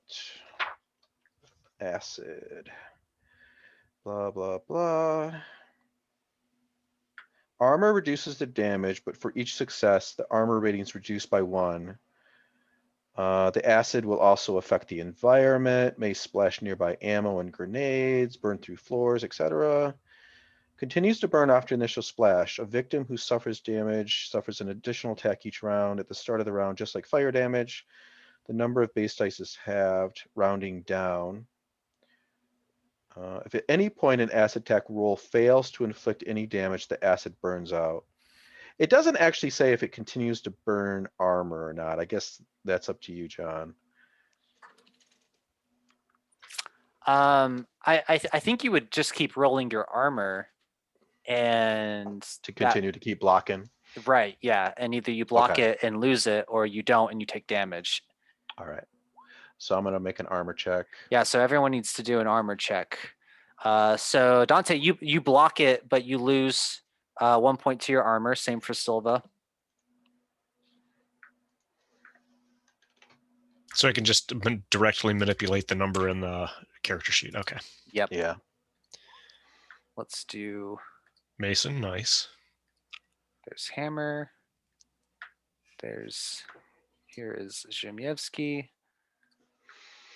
Now the question I have is, since like some of us aren't going to actually suffer any damage, are we done then? Or, since our armor is temporarily saving us, do we have to make another roll next turn?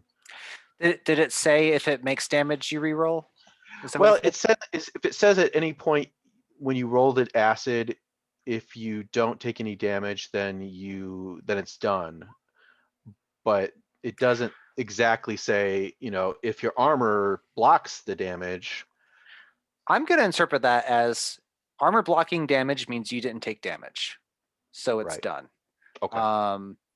But taking damage means you have to do it again. And in this case, since it's just the 1, right? Like you can block it and then be done.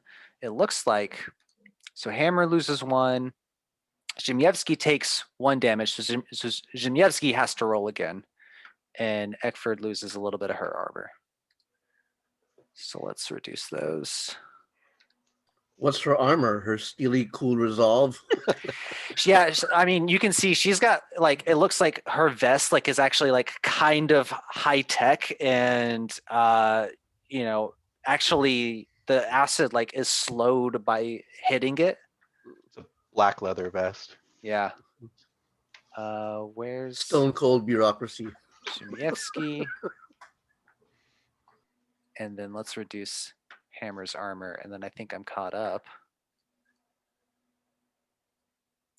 Okay, and I think the other alien is actually up next. So a quick defeat of the first one, though at the cost of some armor points. But the other one down the hall that's been shot at now comes racing forward. It's gonna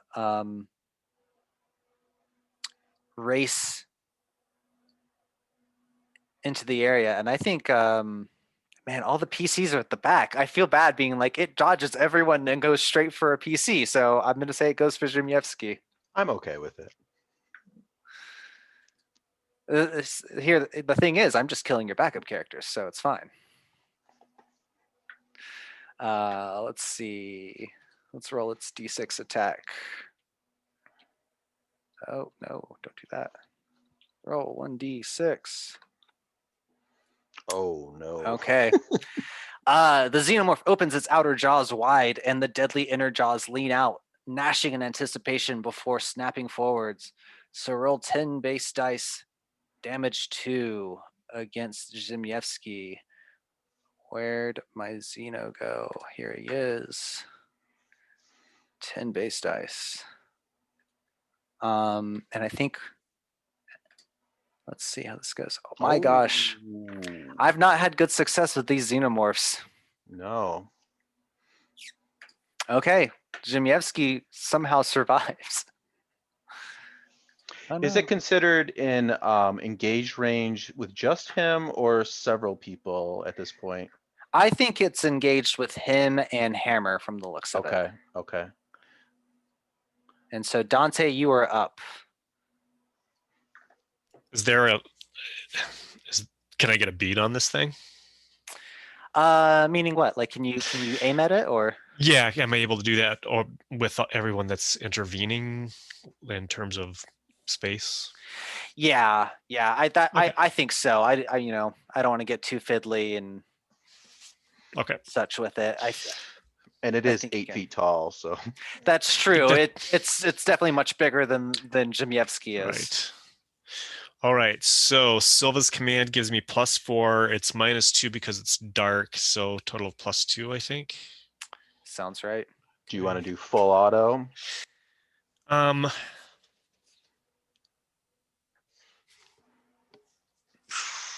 Yeah, let's do full auto, and that's worth what? 2. Two You more? add a stress, and then you get 2 more. Okay, so add a stress. Boom. And then you have a fast action. Do you want to save that in case you're attacked, or do you want to aim with it? I'm Or gonna do- aim with or it. move. Okay, so that's 2 more dice. Oh, so 6 total. Wow. Okay. Okay. What? Bam. Wow. Oh my gosh. I can't believe there were How no many panics. dice is that? I know, right? That's 12, 15, You have 7 stress. 22. Oh boy. I have 8 stress, I think. I clicked it. So. that They only rolled 6. Huh. 7. Yeah, why does it not roll that? I did press the stress before I. Huh, I don't know. I'm confused. Is this a good roll? This is a good roll, right? yeah. Yeah. Looks pretty good to me. Okay. Okay. Now- Your reaction's more like panic. It would be playing with fire, but you could push it if you wanted even more. No. So Let's not. Let's not. so did you say it was supposed to roll 8 stress dice and it only rolled 7? I think so. Do you want me to roll Um, another stress die? Yeah, just roll one stress die. So click stress dice and then just 1. Yeah. Yeah. Okay. The stress level goes up to 10, but this Okay. one goes up to Still 11. dodged it. All right. Yeah. So yeah, you're able to hit it. And So- what do you want to do with the stunts? So so it's gonna can one of the if I make one of the stunts like a pushback, is that gonna push him back so that the acid splash is not going to affect the persons he's engaged with, or it's gonna hit everybody because it's short range? No, normally it's engaged. That Okay. one attack was just since it was leaping forward, it Okay. makes it short range. Got it. So one effect will be knockback, and then the other 2 are damage. So 4 damage. Okay. Right. I'll roll its armor. It gets no armor. So yeah, 4 damage on top of what it has is enough. And with the pushback, so yeah, you start firing into this thing, pushing it back some, just enough that at the moment it's pushed back, it bursts open and sprays out, but misses. I am going to go ahead since Zhemyevsky took damage from that one acid attack. I'm going to roll the next 6 dice as the acid continues to burn against him. Is But there, it doesn't say anything in the rules, but is there anything Chaplain can do to nullify the acid? I I don't think know if the med kit has any sort of like powder or anything. I don't know. I don't know that the med kit would. I do think, like, if we want to add some fiction of like swinging by a lab or something and getting some sort of like alkaline solution, right? All right, Like but that, right now he's on his own. Okay. I think so. Okay. But luckily it looks like the next 6 nothing hit, so Wow, we no are more lucky. damage on there. Oh, I know. lucky. I've not been able to take anyone out, and I'm not gonna lie, I'm a little bummed. Yeah. Okay. You never know. You might be lucky and you'll take all of us out in one Right. go. Yeah. That one good acid roll, that when that alien exploded, that very well could have killed all of us right there. Yeah. And that's the end. Yeah. All the characters die. All right. Well, so you pretty quickly took care of the 2 xenomorphs there, and so it is now once again clear as you're standing in this sort of cocooned lobby. I think we see like flames still somewhat flickering from the one place where the woman was strung up that Mason torched. And so you're free to continue on to the elevator or to do something else. So yeah, I think I grab Mason. You know how like the armor breastplate has that spot you can grab like right here. I grab Yeah, Mason and I go, God damn it, you go first, and push her towards the elevator and say, let's go, let's move before any more of these things show up. Mason doesn't even bother to shoot a look. She knows she deserved that, and she doesn't care. Yeah. So let's go ahead and take our next break. Let's take a quick 5-minute break. We'll come back and finish up tonight's session. Okay.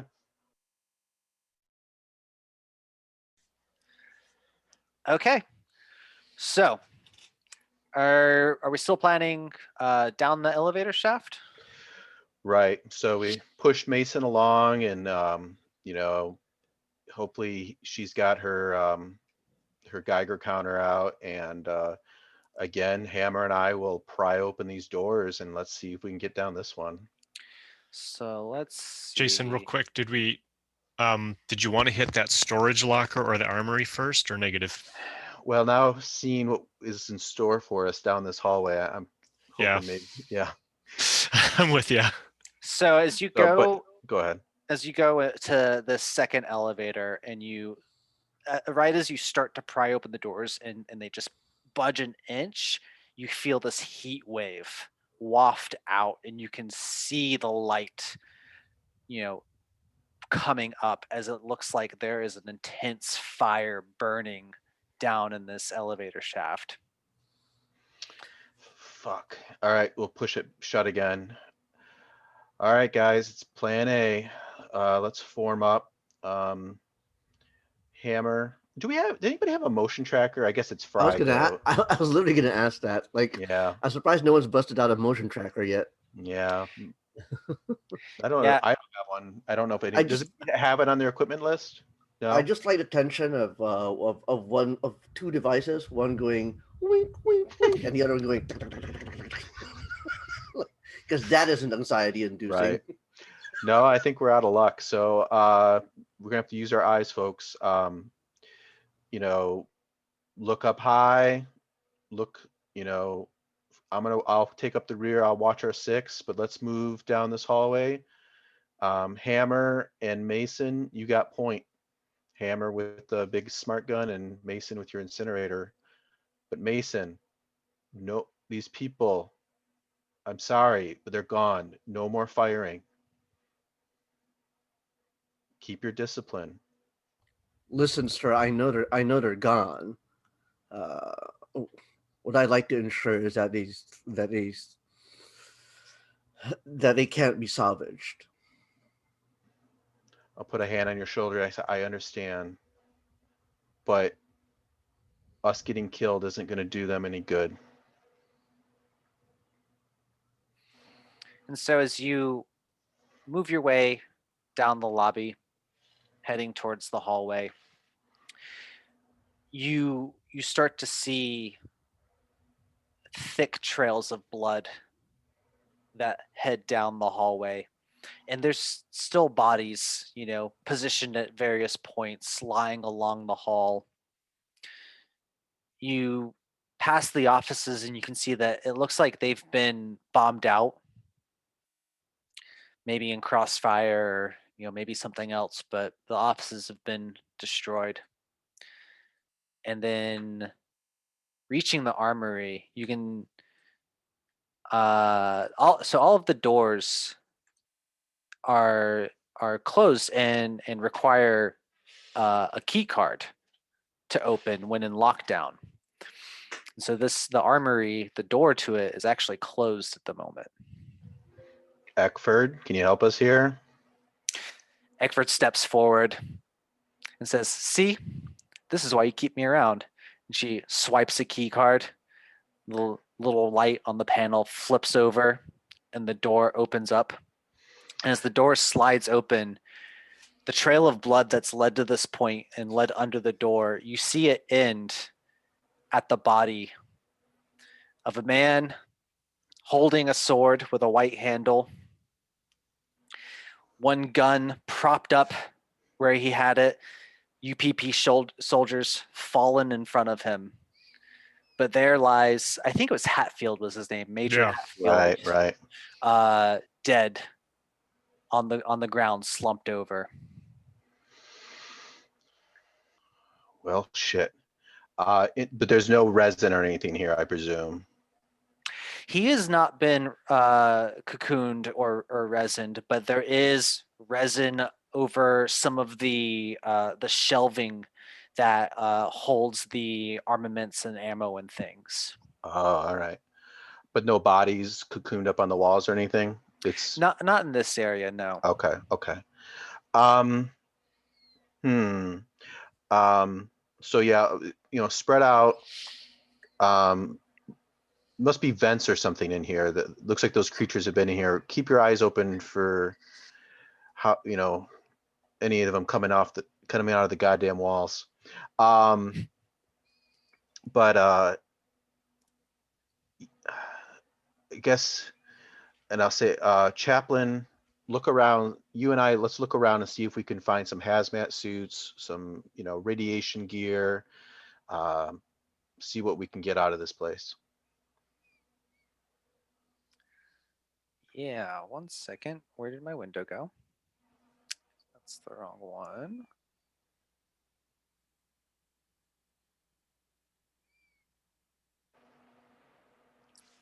Let me just click that. Ah, there it is.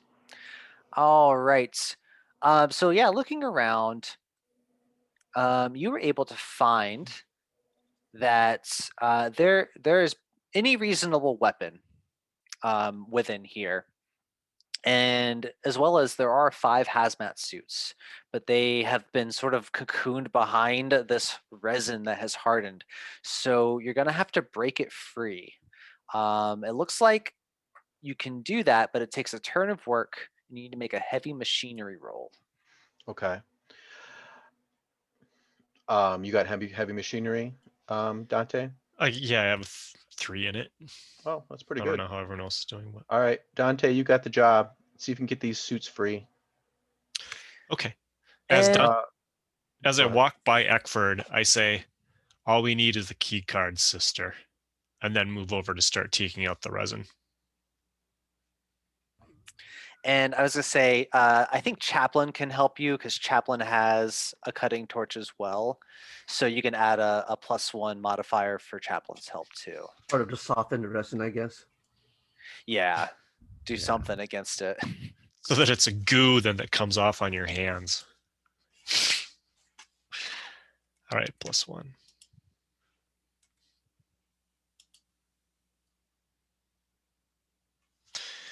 All right, here's my panic. Oh, shucks. I think that's screaming. Yeah, it is. You scream for 1 round. So I also lose my successes there, right? Yeah. Okay. Let's see. Every friendly character who hears your scream must make an immediate panic roll. But I do take off a stress. I'm okay. I am just trying to visualize and imagine what that's like. What just suddenly you go into work on that stuff and then suddenly going, I don't know. I think it is So- because it starts to come off on her hands, and she's like, "Oh my god!" Well, and so I was gonna ask, is there something in the resin that you find that like sets you off, or Yeah, it's. She notices that part of the resin as she's pulling it away, there is an eyeball that's floating in there and cracks off, and she realizes that. And it's a massive overreaction. I think maybe like you were already balancing on your knife's edge, so to speak, and then that just goes.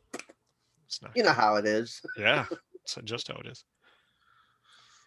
and so Hammer is now trembling and has -2 agility. So I'm going to make a note of that. Yeah. Okay. So I think, yeah, so you stop your work because you've come across this eyeball some halfway through the resin, and you're not able to finish the job. And One Chaplain, thing I just remembered, you could yeah, spend a story I was point if you just wanted to thinking get the a same. success. Yeah. Was just thinking the same exact thing. I was saying I don't want to retcon it because that was all fun stuff. But can I spend a story point to get the rest of the way through? yeah, Okay. yeah, because I was I going to say think you can spend another turn if you want, and if you want to not roll this time, I'm happy to let you use a story point to just Okay. you know That's what I'll do. get it out. So yeah, there's 5 hazmat suits that you can grab. And then it says any reasonable weapons. So if there's a weapon y'all are looking to pick up, that is fine by me as well. Another incinerator or sure, I got one.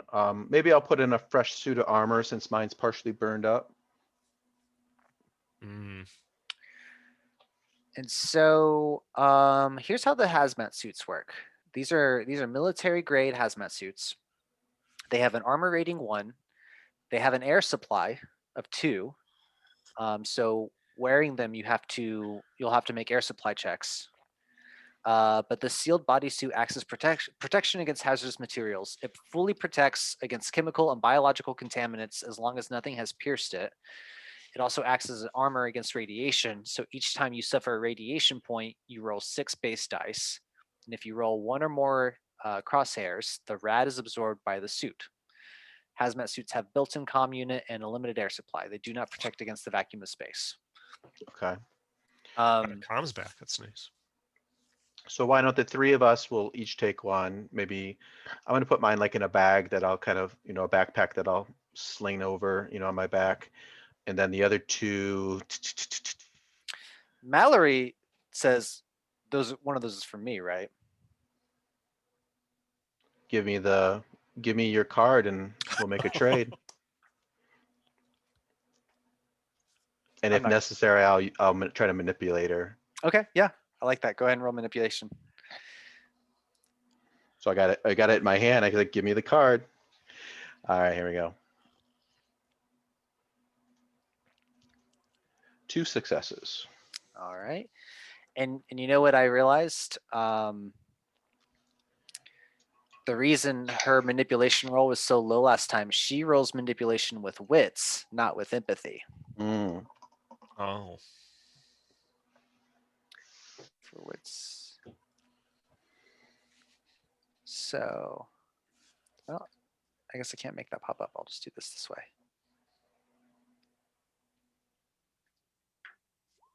Let's see. Oh. All right. So you actually get a stunt on that, right? Since you succeed by 2. Yeah, maybe. Let's see. Manipulation.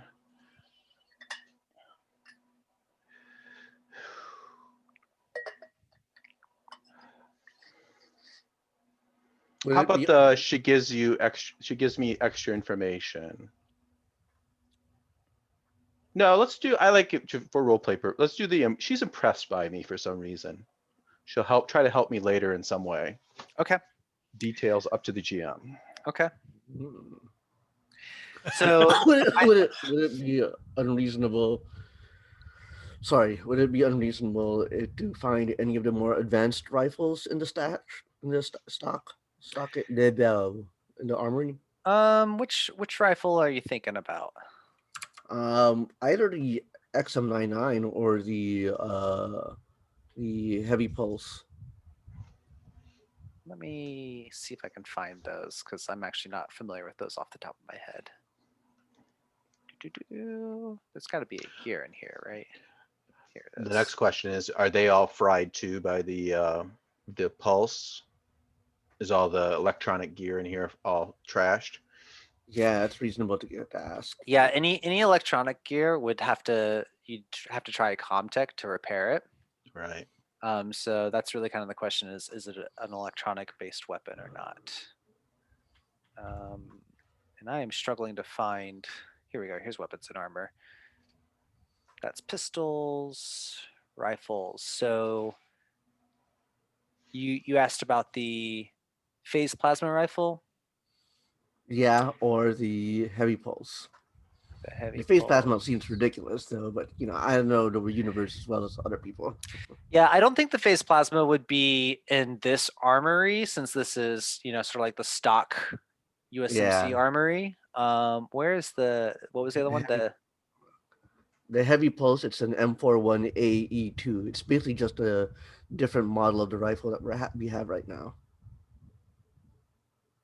Do you mean the M42A? M41AE2. Yeah. E2.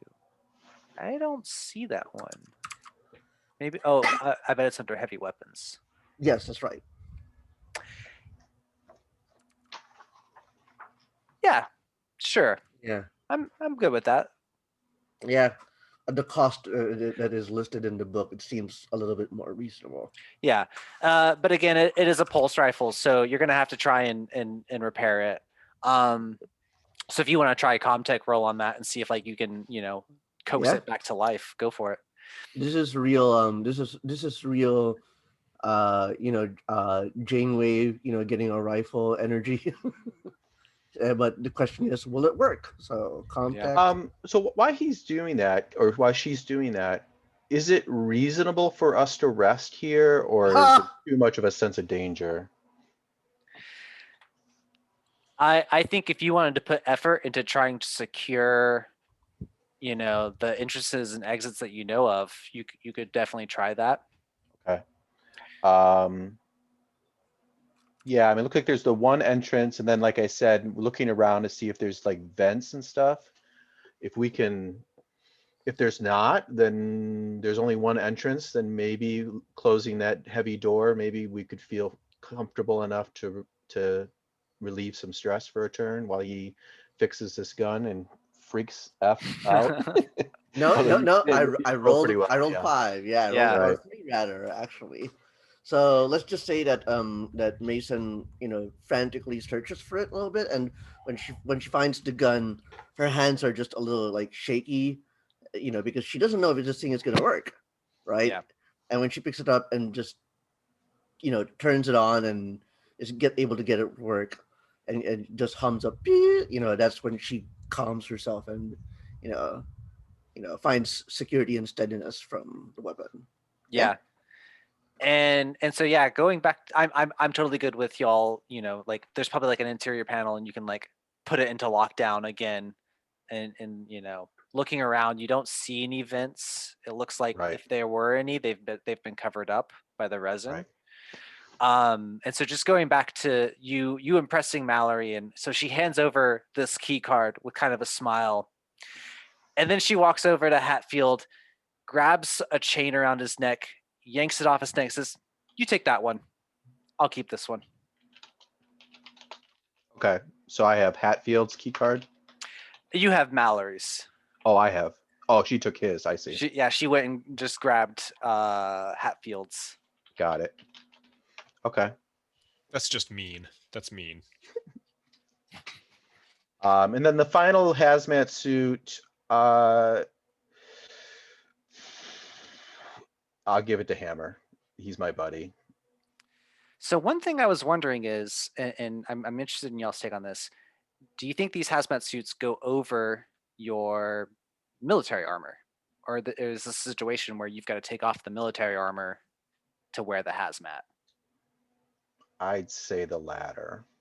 I think I'm fine with that. It feels mean to say you'd have to take your military equipment off to put these on over. I'm picturing the big yellow billowy things, right? Right. So maybe under the right circumstances, they at best are possibly a hindrance if you're trying to move quickly or something. But I think under normal circumstances, you'll be fine. Okay. I love that in the far future, our hazmat aesthetic standards remain. The same. I'm not even mocking. I think it makes sense. Yeah. Quick question. One more question regarding the armory and available things. These U1 grenade launchers can fire other types of grenades besides the explosive? Are there incendiary grenades in here?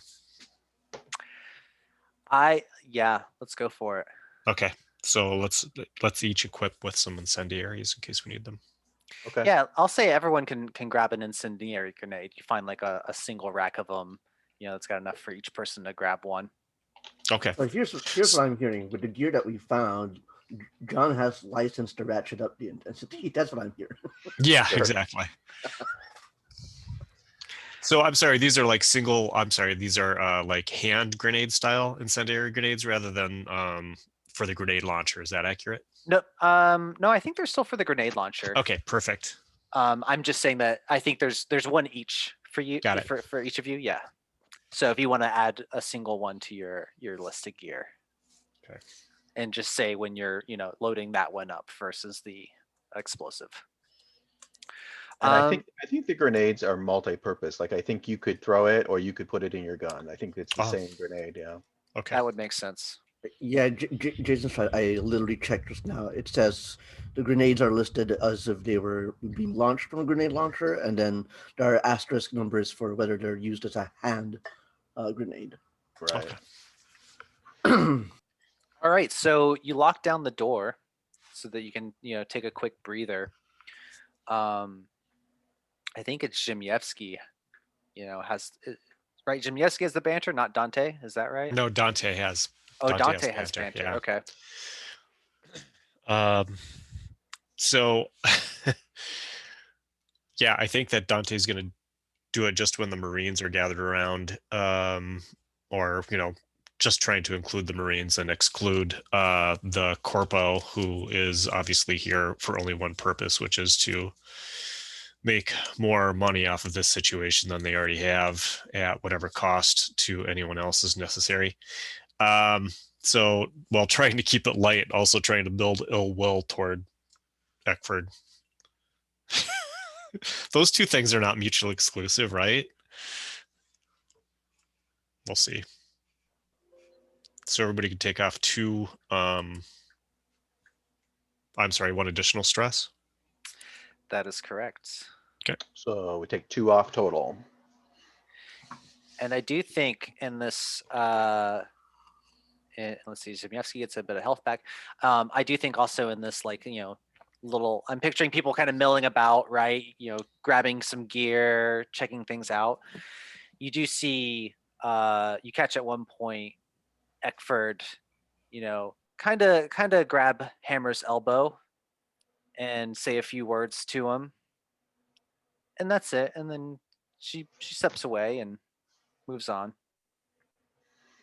I think I would challenge her on that. It's knowing that Hammer has already told us that he has a history with them and he's my buddy, I would step in and I'll say, you don't talk to my people. You go through me. You stay away from him. Hammer, you hear me? You stay away from her. He nods his head and turns and says, "Hey, I'm just making sure everyone knows the options they've got. I can help you. I just need This is your to." only warning. If I see you do that again, Mason, you ready with that incinerator? All right, fair enough. You want me to go through you? I'll go through you. I need to get into sub-level 3. I need y'all's help to do it. It's not a secret. Why? It's got my things. How is it you going to get us off this planet, by the way? I haven't heard much about that yet.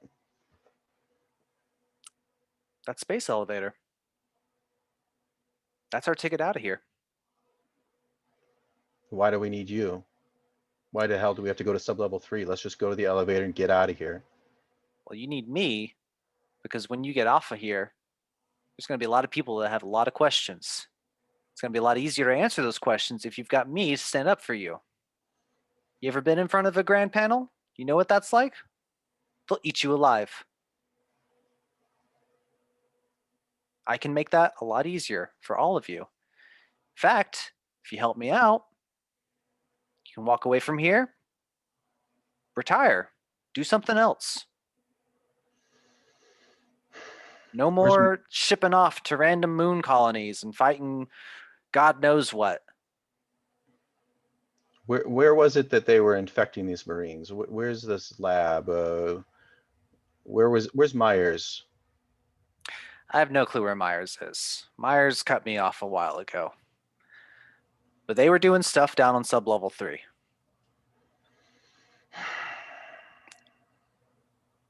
Look, maybe we'll get down there, but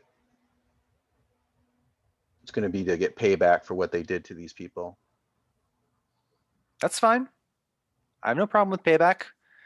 I just need to grab my things. Then we get on that elevator and we get out of here. You help me do that. I make things a lot easier for you when we're out of here. That's the deal. Everybody hear that? What do you think of what the nice lady has to say? As long as as long as we're doing it on our own terms, whatever the lady, whatever Eckford wants, that does not take priority over what we need to do. And respectfully, Captain, I think we need to burn this fucking place to the ground. Is there a way to trigger an explosion, maybe overload the reactor? Chaplain pipes in and says, "That's definitely doable. I mean, we'd have to get it started again. And it's not running at the moment, but we could certainly set it to blow. Did you do that through Apollo?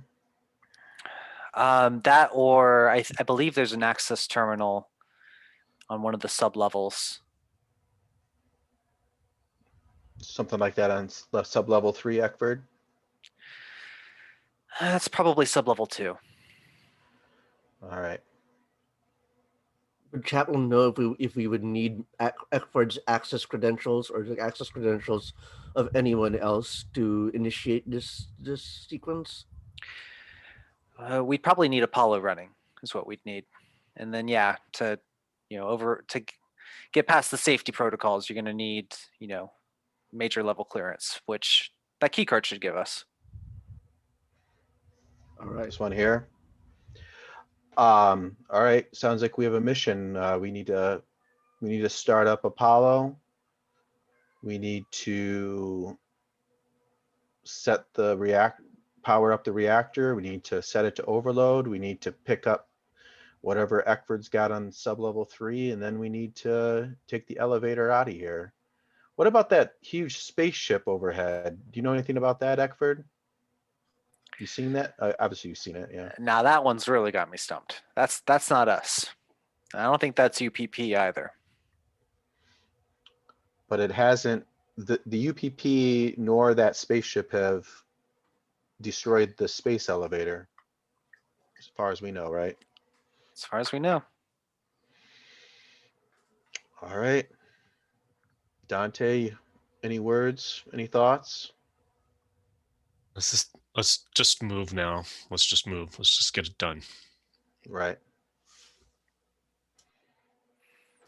All right, after you. And Mallory releases the lock, and that door slides back open to the dark hallway.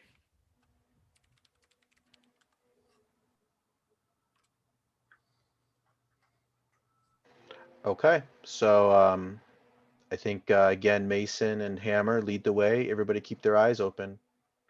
We move out down that resin-filled hallway and make our way. Oh, I guess where would we go next? I guess we can get up to Apollo via maybe this ladder. Can we climb up to Apollo from there? Because I imagine Apollo's up high in this tower.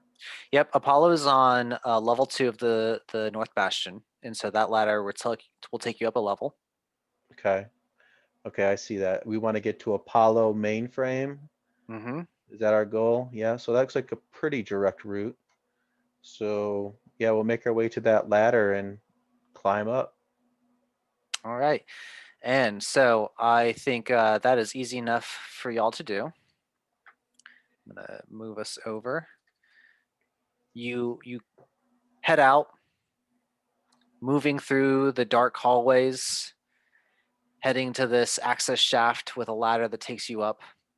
And you reach the door to the Apollo mainframe. Again, it's locked down in its current state, but with your major level key card, you're able to open it. The door slides open and reveals this room with these large server racks placed throughout. And you can see that they're mostly shut down, just running in a minimum operations state. But then back in the corner, you see a pair of legs splayed out, poking around. And as you look around to see, you see the body of a woman, clearly synthetic, because out of her arm is this cable that's jacked from her arm leading up into the mainframe. Hmm. And at that same moment,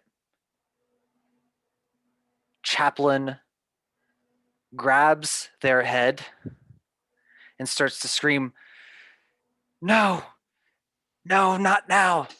No, they're back. No." And that is where we will pause for tonight. Sweet. All right, I will go ahead and end our recording.